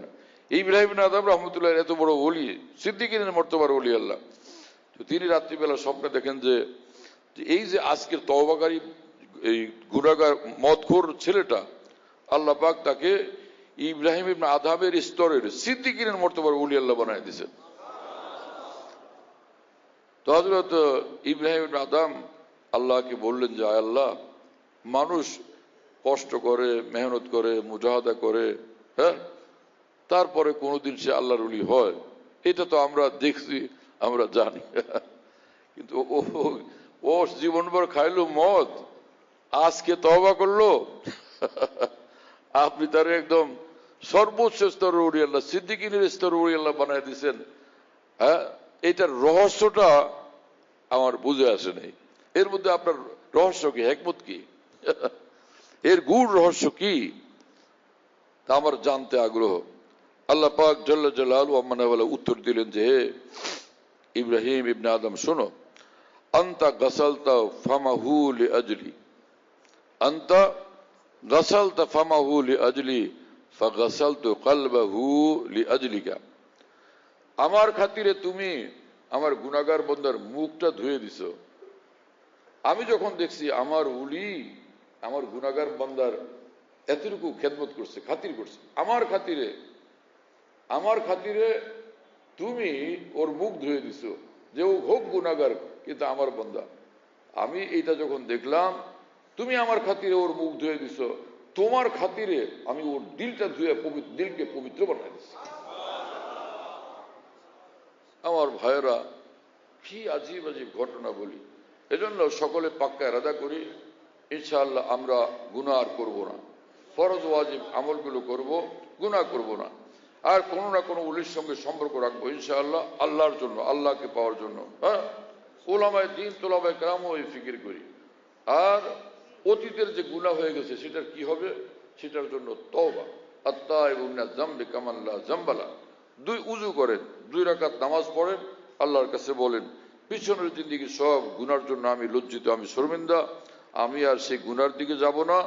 আমি পাক্কা ওয়াদা করতেছি, দৃঢ় সংকল্প করতেছি, পাক্কা ইরাদা করতেছি, আয় আল্লাহ আমি আর কখনো গুনার দিকে যাব না, আমাকে মাফ করে দেন। মাফও চাই, তওবাও করি, মাফও চাই। কথা বুঝে আসছে? তো একবারের তওবার কারণে পিছনের জিন্দেগি সব গুনাহ একসঙ্গে আল্লাহ তাআলা মাফ করে দিবেন। আজীব মামলা। ইজা তাওয়াল আবদু আনসাল্লাহুল হাফাজাতা যুনুবাহু ওয়া আনসা যালিকা জাওয়ারিহু ওয়া মা লামহু মিনাল আরদ হাত্তা ইয়ালকাল্লাহ তাআলা ইয়াউমাল কিয়ামা ওয়া লাইসা আলাইহি শাহিদুন মিনাল্লাহি বিযামবি। রাসূলুল্লাহ সাল্লাল্লাহু আলাইহি ওয়াসাল্লাম বলেন, বান্দা যখন নিজের গুনাহসমূহ থেকে তওবা করে, তো গুনাহের যত সাক্ষী আল্লাহ পাক এগুলো সব খতম করে দেন। যেই জমিনে গুনাহ করছিল জমিনকে গুনাহের কথা আল্লাহ ভুলিয়ে দেন। যে অঙ্গ প্রত্যঙ্গের দ্বারা গুনাহ করছিল এগুলো সাক্ষী হবে, ওই অঙ্গ প্রত্যঙ্গের গুনাহের কথা ভুলিয়ে দেন। ফেরেশতাদেরকে আল্লাহ পাক গুনাহের কথা ভুলিয়ে দেন। হ্যাঁ, এবং ওর নেক যে আমল নামার মধ্যে গুনাহের কোনো চিহ্ন আর থাকে না, ওগুলো খতম করে দেন। যতগুলো গুনাহ করছিল এতগুলো নেকি আল্লাহ তাকে দিয়ে দেন। কিয়ামতের দিন হাসরের মাঠে যখন আসবে গুনাহের কোনো সাক্ষী আর থাকবে না, আল্লাহ ওকে মাফ করে জান্নাত দিয়ে দিবেন। তা আমরা 2 রাকাত করে তওবা করতে পারবো না ইনশাআল্লাহ তাআলা? হ্যাঁ, সবাই গিয়ে ইনশাআল্লাহ আজ হোক রাত্রে অথবা আগামীকাল ইনশাআল্লাহ তাআলা বাস তাজা উযু করে 2 রাকাত পড়ি নফল নামাজ। এরপরে আল্লাহর কাছে কান্না আসলে কান্নাকাটি করি, কান্না না আসলে কান্নার ভানভনিতা করি এবং আল্লাহর কাছে বলি আমি শর্মিন্দা, আমি লজ্জিত, আমি এত আপনার নেয়ামত খাইছি কিন্তু আমি নাফরমানি করছি, নাশুকরি করছি। আল্লাহ আমি লজ্জিত, আমি গুনাহগার বান্দা, আপনারই বান্দা, আমাকে আপনি মাফ করে দেন, আর আমি কোনোদিন গুনাহের পথে যাব না। এই হয়ে গেল তওবা। এইটুকু তওবার কারণে তার সব গুনাহ একসঙ্গে মাফ হয়ে যাবে ইনশাআল্লাহ তাআলা। তো পিছনেরটা ক্লিয়ার হলো, পরিষ্কার হলো। এখন কাজ কি? ফরজ ওয়াজিব আমলগুলো কমপক্ষে শক্ত বা মজবুতভাবে ধরে রাখা, আর গুনাহের কাজ থেকে বিরত থাকা, আর কোন আল্লাহর ওলির সঙ্গে সম্পর্ক রেখে উঠে বসা করা, চলা। আর সর্বশেষ আমি আপনাদেরকে একটা আমল বলি, যে এক হাদিস শরীফে রাসূলুল্লাহ সাল্লাল্লাহু আলাইহি ওয়াসাল্লাম বলছেন যে কোন মুসলমান যদি প্রতিদিন 100 বার করে লা ইলাহা ইল্লাল্লাহ জিকির করে, কিয়ামতের দিন হাসরের মাঠে যখন আসবে এই কালেমার নূরে তার চেহারা পূর্ণিমার চাঁদের মতো ঝলমল করতে থাকবে। তা আমরা ইনশাআল্লাহ আজ থেকে বা আগামীকাল থেকে আমলটা ধরি, প্রতিদিন আমরা অন্তত 100 বার করে লা ইলাহা ইল্লাল্লাহ জিকির করব। আর শুনছিলেন যে দুরূদ শরীফের আমল, এটার কোনো মাইল নেই, তাই না? দুরূদ শরীফের আমল অন্তত রোজ অন্তত 100 বার দুরূদ শরীফ পড়ি, অথবা কমপক্ষে এরকম একটা অভ্যাস বানাই 5 ওয়াক্ত নামাজের পরে 10 বার পড়লাম, বা নামাজের আগে 10 বার পড়লাম, আর শোয়ার সময় 10 বার 20 বার দুরূদ শরীফ পড়লাম। এই আল্লাহ পাক কত খুশি হবেন। তো আরেকটা জিনিস, সেটা হলো যে ইন্নাল্লাহ ইন্নামা ইয়াতাকাব্বালুল্লাহু মিনাল মুত্তাকিন, যে আল্লাহ পাক মুত্তাকিদের আমল সমূহ কবুল করেন। এই আয়াতে পাকের ব্যাখ্যায় মুফাসসিরিন লিখছেন, কোন মানুষ যখন মুত্তাকি এবং ওলি আল্লাহ হয়ে যায় আল্লাহ পাক তার সব আমল কবুল করেন। এইটা বলতে গিয়ে কোথায় কোথায় ঘুরে গেছিলাম, রব্বুল আলামিনের দয়া যে কথাটা আবার মনে হয়েছে, ইন্নামা ইয়াতাকাব্বালুল্লাহু মিনাল মুত্তাকিন। কোরআন শরীফে বলছেন আল্লাহ তাআলা মুত্তাকি যারা, এদের আমল সমূহ আল্লাহ তাআলা কবুল করেন। কি আশ্চর্য কথা! হ্যাঁ, সুবহানাল্লাহ তাআলা বিহামদি। তাহলে ঈমানের সাথে যদি কোনো বান্দা ফরজ ওয়াজিব আদায় করে আর গুনাহ থেকে বিরত থাকে, এরপরে যত আমল সে করবে সব আমল কবুল হয়ে যাবে ইনশাআল্লাহ তাআলা। দোয়া করলে দোয়াও কবুল হয়ে যাবে, আমলের মধ্যে দোয়াও শামিল। এজন্য ওলির দোয়াও কবুল হতে থাকে। ওয়া আখিরু দাওয়ানা আলহামদুলিল্লাহি রাব্বিল আলামিন ওয়া সাল্লাল্লাহু আলা নবিয়্যিল কারীম। আমি খালি ঘড়ি দেখতেছিলাম যে আল্লাহ আমি থামি, আল্লাহ আমি থামি, আল্লাহ আমি থামি, কিন্তু এত মূল্যবান কথাগুলো মনে পড়তেছিল, বললাম আপনাদেরকে। ভাবলাম যে মুসলমান ভাইরা আমাকে দোয়া করবেন, এই উসিলায় যদি আল্লাহ আমাকে মাফ করে দেন, নাজাত দিয়ে দেন। এটা তুমি বলতেছো, ওখান থেকে কেউ শোনে? আজীব মানুষ তোমরা, কোনো ইন্তজাম বুঝো না। ও আমাকে শোনাইতেছে যে বহু দূর দূর থেকে লোক আসছে, বায়াত হবে। কেমনে বায়াত হবে? আমি তো দোয়া করে পরে চলে যাবো এক জায়গায় আক্তার সাহেবের বাসায়, তো কিভাবে মানুষ বায়াত হবে?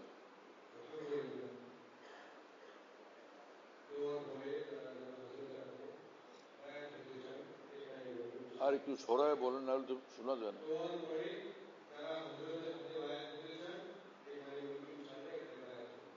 হ্যাঁ, দোয়ার পরে কাছে এসে বসে গেলে হবে ইনশাআল্লাহ। হ্যাঁ, তুমি আমাকে বলতেছো তো তার তো লাভ কি? সব কাজের ইন্তজাম আছে, সেটা মৌলভী হয়ে বুঝো না। সাধারণ মানুষ 3 দিন 4 দিন এক চিলে লাগে বুঝে ফেলে, যে এলান করে কি সুন্দর করে। আলহামদুলিল্লাহ রাব্বিল আলামিন ওয়াসসালাতু ওয়াসসালামু আলা সাইয়্যিদিল মুরসালিন ওয়া আলা আলিহি ওয়া আসহাবিহি আজমাইন। اللهم صل على سيدنا مولانا محمد وعلى آل سيدنا مولانا محمد وبارك وسلم.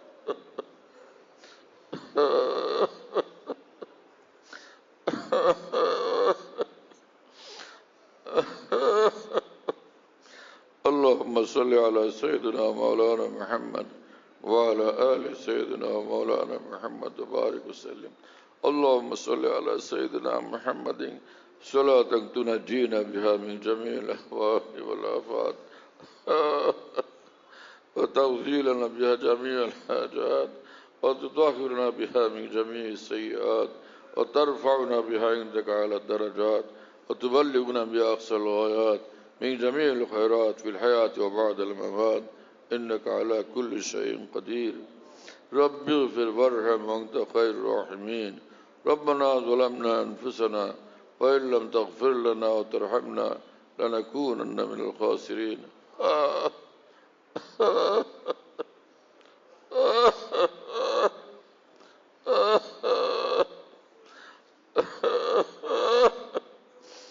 اللهم ربنا آتنا في الدنيا حسنة وفي الآخرة حسنة وقنا عذاب النار.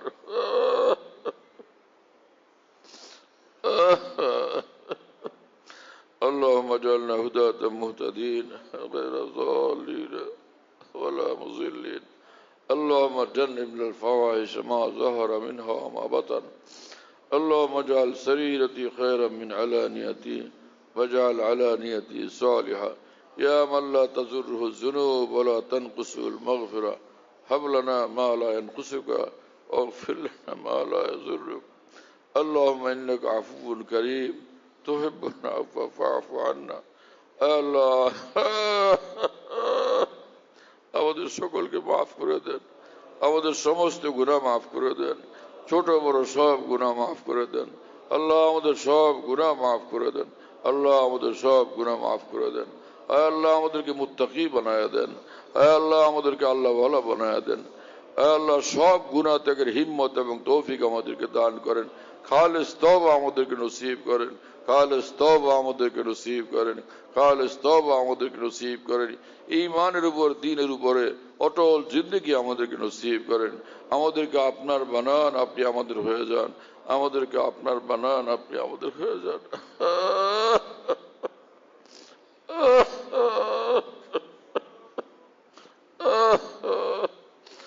আল্লাহ আমাদেরকে আপনার বানান, আপনি আমাদের হয়ে যান। اللهم اغفر لنا وارحمنا. اللهم عافنا واعف عنا. اللهم كن لنا وجعلنا لك. اللهم كل خير لكل مسلم ومسلمة. আল্লাহ আমাদেরকে মাফ করেন, আমাদেরকে দিনদার বানান, নেককার বানান, আল্লাহ ওয়ালা বানান। আল্লাহ আমাদের হায়াতে বরকত দান করেন, আমাদের রোজগারে বরকত দান করেন, সকলের রিজিকে বরকত দান করেন।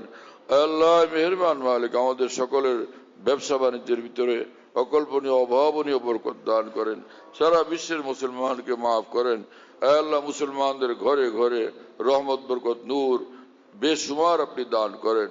যেখানে দুনিয়াতে মুসলমান আছে মুসলমানকে শান্তি দেন, ইজ্জত দেন, রহমত এবং বরকত দান করেন, নূর দান করেন। দুশ্মনদের থেকে আমাদেরকে হেফাজত করেন, জালেমদের থেকে আমাদেরকে হেফাজত করেন। আয় আল্লাহ আপনার দ্বীনের সহি বুঝ আমাদেরকে দান করেন।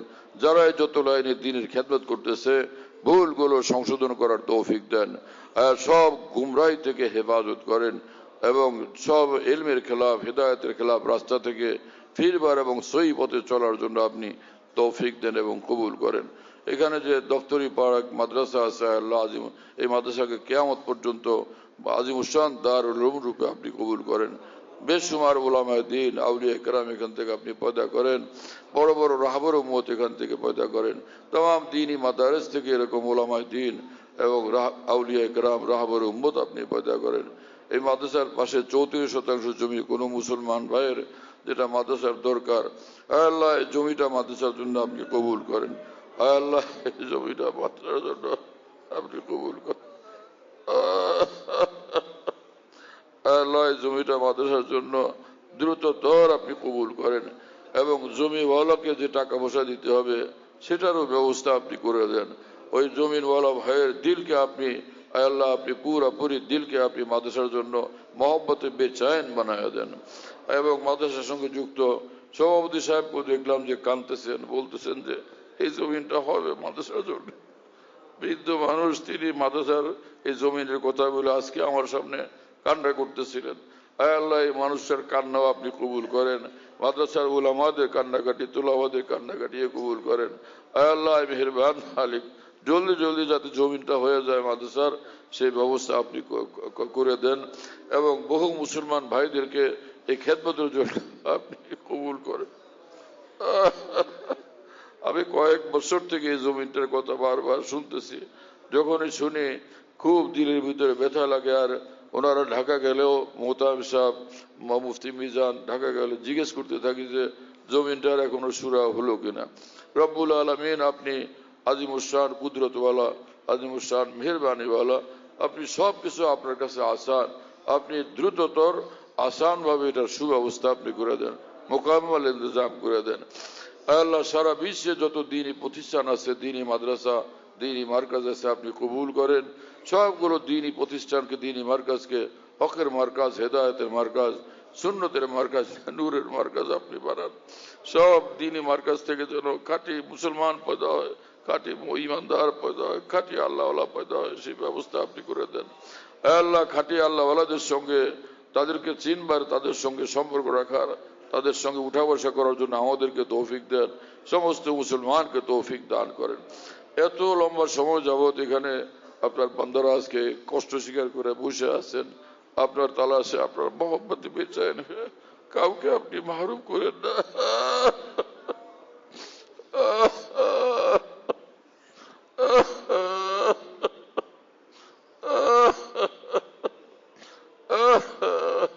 কাউকে মাহরুম করে না, সকলকে মুত্তাকি বানায় দেন, সকলকে আল্লাহওয়ালা বানায় দেন, সকলকে আল্লাহওয়ালা বানায় দেন, সকলকে সিরাতুল মুস্তাকিমের কামিল হিদায়াত নসিব করে দেন। আমাদেরকে দৌলত সমূহ নসিব করেন, আমাদের পরিবার পরিজন, সন্তানাদি, আত্মীয় স্বজন, আপনজন, বন্ধু বান্ধব, সারা জাহানের বন্ধু বান্ধব, মুহিব্বিন আহবাব ও মুহিব্বিন, মুতাআল্লিকিন সকলকে কবুল করেন, সকলকে দৌলত সমূহ নিয়ামত সমূহ আপনি দান করেন, সকলের নেক উদ্দেশ্যগুলো পুরা করেন, মুশকিলগুলো আসান করেন, পেরেশানিগুলো আপনি সম্পূর্ণ দূর করে দেন। ইজ্জতের জিন্দগি, আরামের জিন্দগি, শান্তির জিন্দগি, আফিয়তওয়ালা জিন্দগি নসিব করেন। আমাদের বাংলাদেশকে আল্লাহ সমস্ত ফিতনা ফাসাদ থেকে হেফাজত করেন, সকল বিবাদ বিশৃঙ্খলা থেকে হেফাজত করেন। রব্বুল আলামিন দেশের ভিতরে দেশের বাইরে যারা আমাদের দেশের শত্রু আছে, আল্লাহ তাদেরকে হেদায়েত দেন, তাদের সব ক্ষতি খারাপির ষড়যন্ত্র থেকে আমাদের দেশকে হেফাজত করেন এবং প্রতিটি মুসলিম দেশকে আপনি হেফাজত করেন। দেশ চালানোর জন্য আপনার ভালো বান্দাদেরকে আপনি কবুল করেন, যাদের দ্বারা দেশের খেদমত হবে, দেশের সেবা যত্ন হবে, দেশের উপকার হবে এবং দেশের কোনো ক্ষতি হবে না, দেশের মানুষের উপর জুলুম হবে না। আল্লাহ এইভাবে সমগ্র মুসলিম বিশ্বের জন্য আপনি কবুল করেন এবং ফিলিস্তিনকে 67 সালের সীমানা মোতাবেক স্বাধীন সার্বভৌম রাষ্ট্র হিসাবে স্বীকৃতি দেওয়ার জন্য পরাশক্তিগুলো আল্লাহ আপনি তৌফিক দেন এবং মজবুর করেন। আল্লাহুম্মা রাব্বানা তাকাব্বাল মিন্না ইন্নাকা আনতাস সামিউল আলিম ওয়া তুব আলাইনা ইন্নাকা আনতাত তাওয়াবুর রহিম।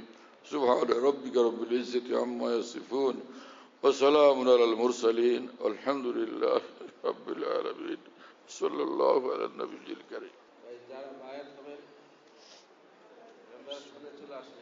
যারা বায়াত হবেন তারা এখানে, তোমাদের এখানে মাসিক মজলিস হয়? তোমরা মাসিক ইসলামী মজলিস করো? মানুষগণ বায়াত হয়ে পড়ে এরা যাবে কোথায়? এত গাফেল তোমরা, এখনো কাজ করো না, কিছু না। মাসিক মজলিস ইসলামী মজলিস কেন শুরু করো নাই? হ্যাঁ, ভীষণ তোমরা নিজেরা মৌলবীরা গাফেল। তো মানুষ আগে বাড়বে কিভাবে? একটা মাসিক মজলিস কেন চালু করতে পারেন এতদিন পর্যন্ত? এত বড় মসজিদ আছে, মাদ্রাসা আছে, জায়গার অভাব না তোমাদের উদ্যোগের অভাব? সভাপতি সাহেব কোথায় গেছে? হ্যাঁ, কি বারে? শুক্রবারে, প্রতি শুক্রবার। প্রতি শুক্রবার কখন? আসর থেকে মাগরিব পর্যন্ত। আসর থেকে মাগরিব। কয় মিনিটে এখানে মজলিস হয়? মাসিক মজলিস চালু করেন নাই কেন আপনারা? আজীব ধরনের মানুষ, এত গাফেল মানুষ হয়। লোকজন দিন পাইতে চায়, দিনের কথা শুনতে চায়, আপনাদের ফিকিরই নাই। খালি চান্দার ফিকির থাকলে হয়? দিনের ফিকির থাকা চাই। আপনারা একটা উদ্যোগ নেন, মাসিক মজলিস চালু করেন। মাসিক, সাপ্তাহিক তো হইতেছে, আর মাসিক একটা করেন। প্রত্যেক মাসের একটা তারিখ ঘোষণা করে দিলেন ইনশাআল্লাহ। এখনই বলেন তো, চালু হয়ে যাক। কি বারে হবে?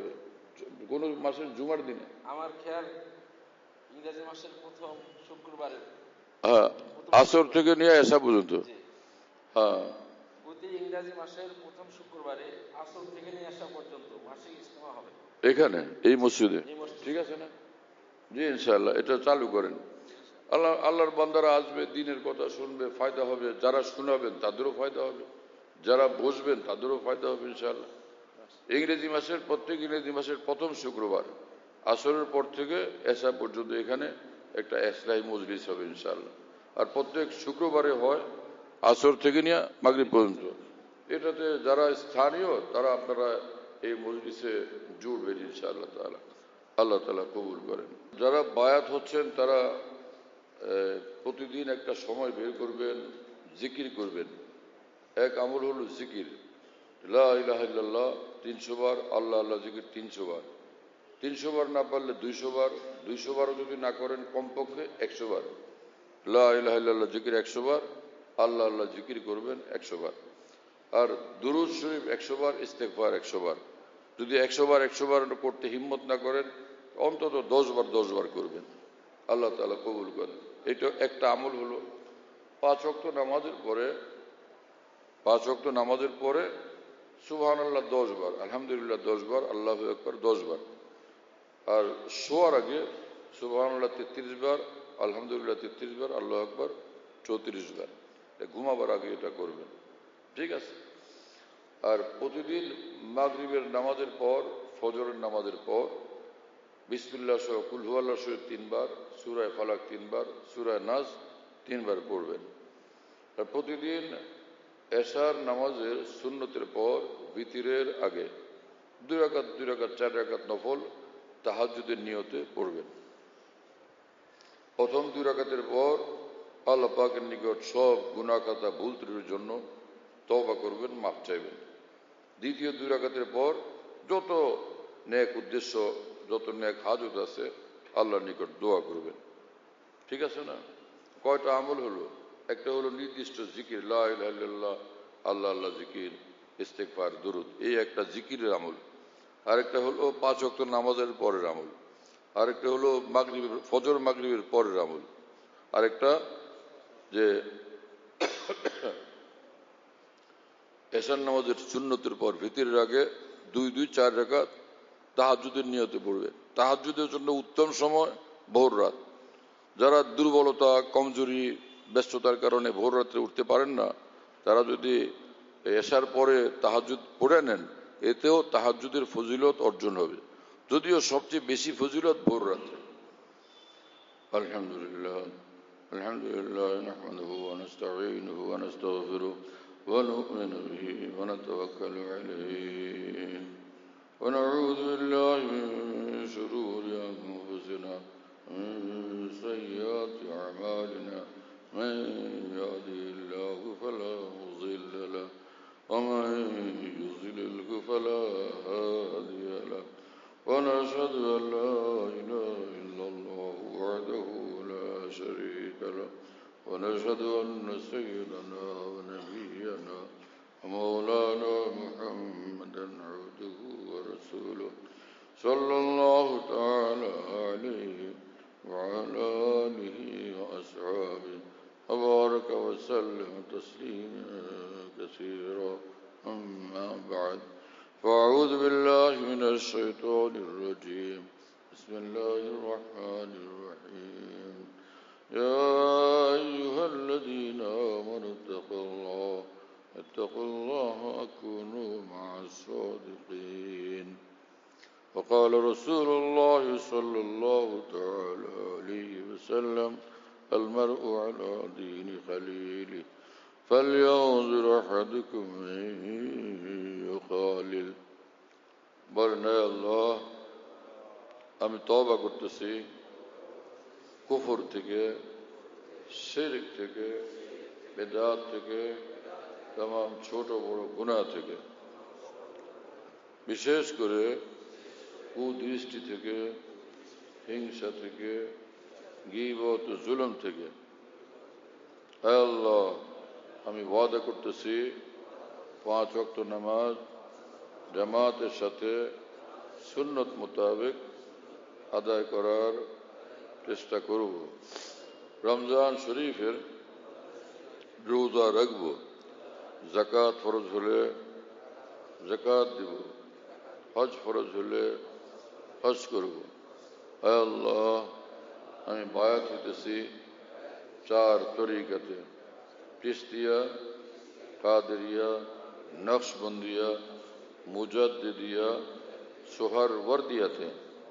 হে আল্লাহ, 4 সিলসিলার तमाम আউলিয়া কেরাম ও বুজুর্গান দ্বীনের বরকতে আমার তওবা ও বায়াতকে কবুল করেন, ঈমানের সাথে মৃত্যু মঞ্জুর করেন। কিয়ামতের ময়দানে এবং জান্নাতে মহান আউলিয়া কেরামের সঙ্গে থাকা নসিব করে দিয়েন। বাস, বায়াত হয়ে গেছেন আপনারা। আমলের কথা আগে বলে দিয়েছিলাম। যারা আজকে নতুন বায়াত হলেন তারা আছে কিতাব আছে যে আপনারা একটু বসেন, ওই যে প্রত্যেকের হাতে পৌঁছে দিবে ছোট একটা কিতাব, একটা কাগজ। এটা এই যে আপনাদের কাছে পৌঁছতেছে, এই কিতাবের ছোট কিতাবের মধ্যে জিকির এবং কিছু আমলের কথা উল্লেখ করা আছে। দেখবেন এবং সে আমল করবেন। কিছু তো বললাম আমি, আর কিছু কিতাবাদির নাম লেখা আছে, সংগ্রহ করবেন, পড়বেন, তো অনেক ফায়দা হবে। আর যে কাগজটা আছে না, এর মধ্যে নিজের নাম, ঠিকানা, মোবাইল নাম্বার, পেশা ইত্যাদি লিখে মুফতি মিজান সাহেবের কাছে জমা দিয়ে দেন, উনি আমাদের কাছে পৌঁছাবেন। বসেন, এগুলো নেন, বসে বসে লেখেন ইনশাআল্লাহ। হ্যাঁ, যাও ভাই, আগে যাও। আমাদের ঢালকানগর খানকাহে যেখানে আমি আছি, খানকা ইয়াদগারে হাকিমুল উম্মত। মনে রাখো, বলো খানকা ইয়াদগারে হাকিমুল উম্মত। হাকিমুল উম্মতের স্মৃতি এখানে স্মরণকারী খানকা। হ্যাঁ, হাকিমুল উম্মতের কথাবার্তায় আলোচনা হয় আলহামদুলিল্লাহ। একটা নাম, কিন্তু তামাম আকাবের কথাই আলোচনা হইতে থাকে আলহামদুলিল্লাহ। বাইতুল হক জামে মসজিদ, ছাপড়া মসজিদ বলে।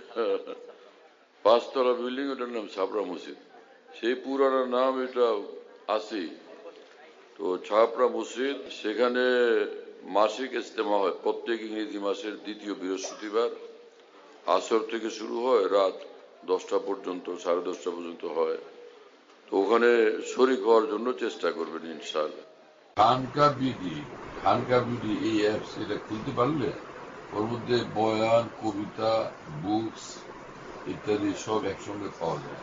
খানকা বিডি হলো এরকম, স্পেলিং হলো AHANQAH, এর সঙ্গে লাগালাগি বিডি, খানকা বিডি। এই অ্যাপসটা খুললে ওর ভিতরে বয়ানগুলো পাওয়া যায়। এটা ডাইরেক্ট শোনা যায় এবং ডাইরেক্ট শোনা যায়। হযরতুল্লাহ দামাত বারাকাতুহুর বয়ান, যেখানে বয়ান করেন, সব বয়ান নেটের মাধ্যমে, টেলিগ্রামের মাধ্যমে পাওয়া যাচ্ছে। হযরতুল্লাহ দামাত বারাকাতুহু যখন বয়ান করেন, বয়ানটা আমরা দেশ বিদেশ থেকে, দুনিয়ার যে কোনো জায়গা থেকে আমরা পেতে পারি। এই জন্য মুফতি শহীদুল ইসলাম হুজুরের নম্বরে যোগাযোগ করবেন, 01715 80 18 69 80 18 69 01715 80 18 69 বাহ যাতে মনে থাকবে ইনশাআল্লাহ সবার। 01715 80 18 69 বলো ভাই 01715 80 18 69 অনেক সোজা তো ভাই মাশাআল্লাহ অনেক সোজা করে দিছে।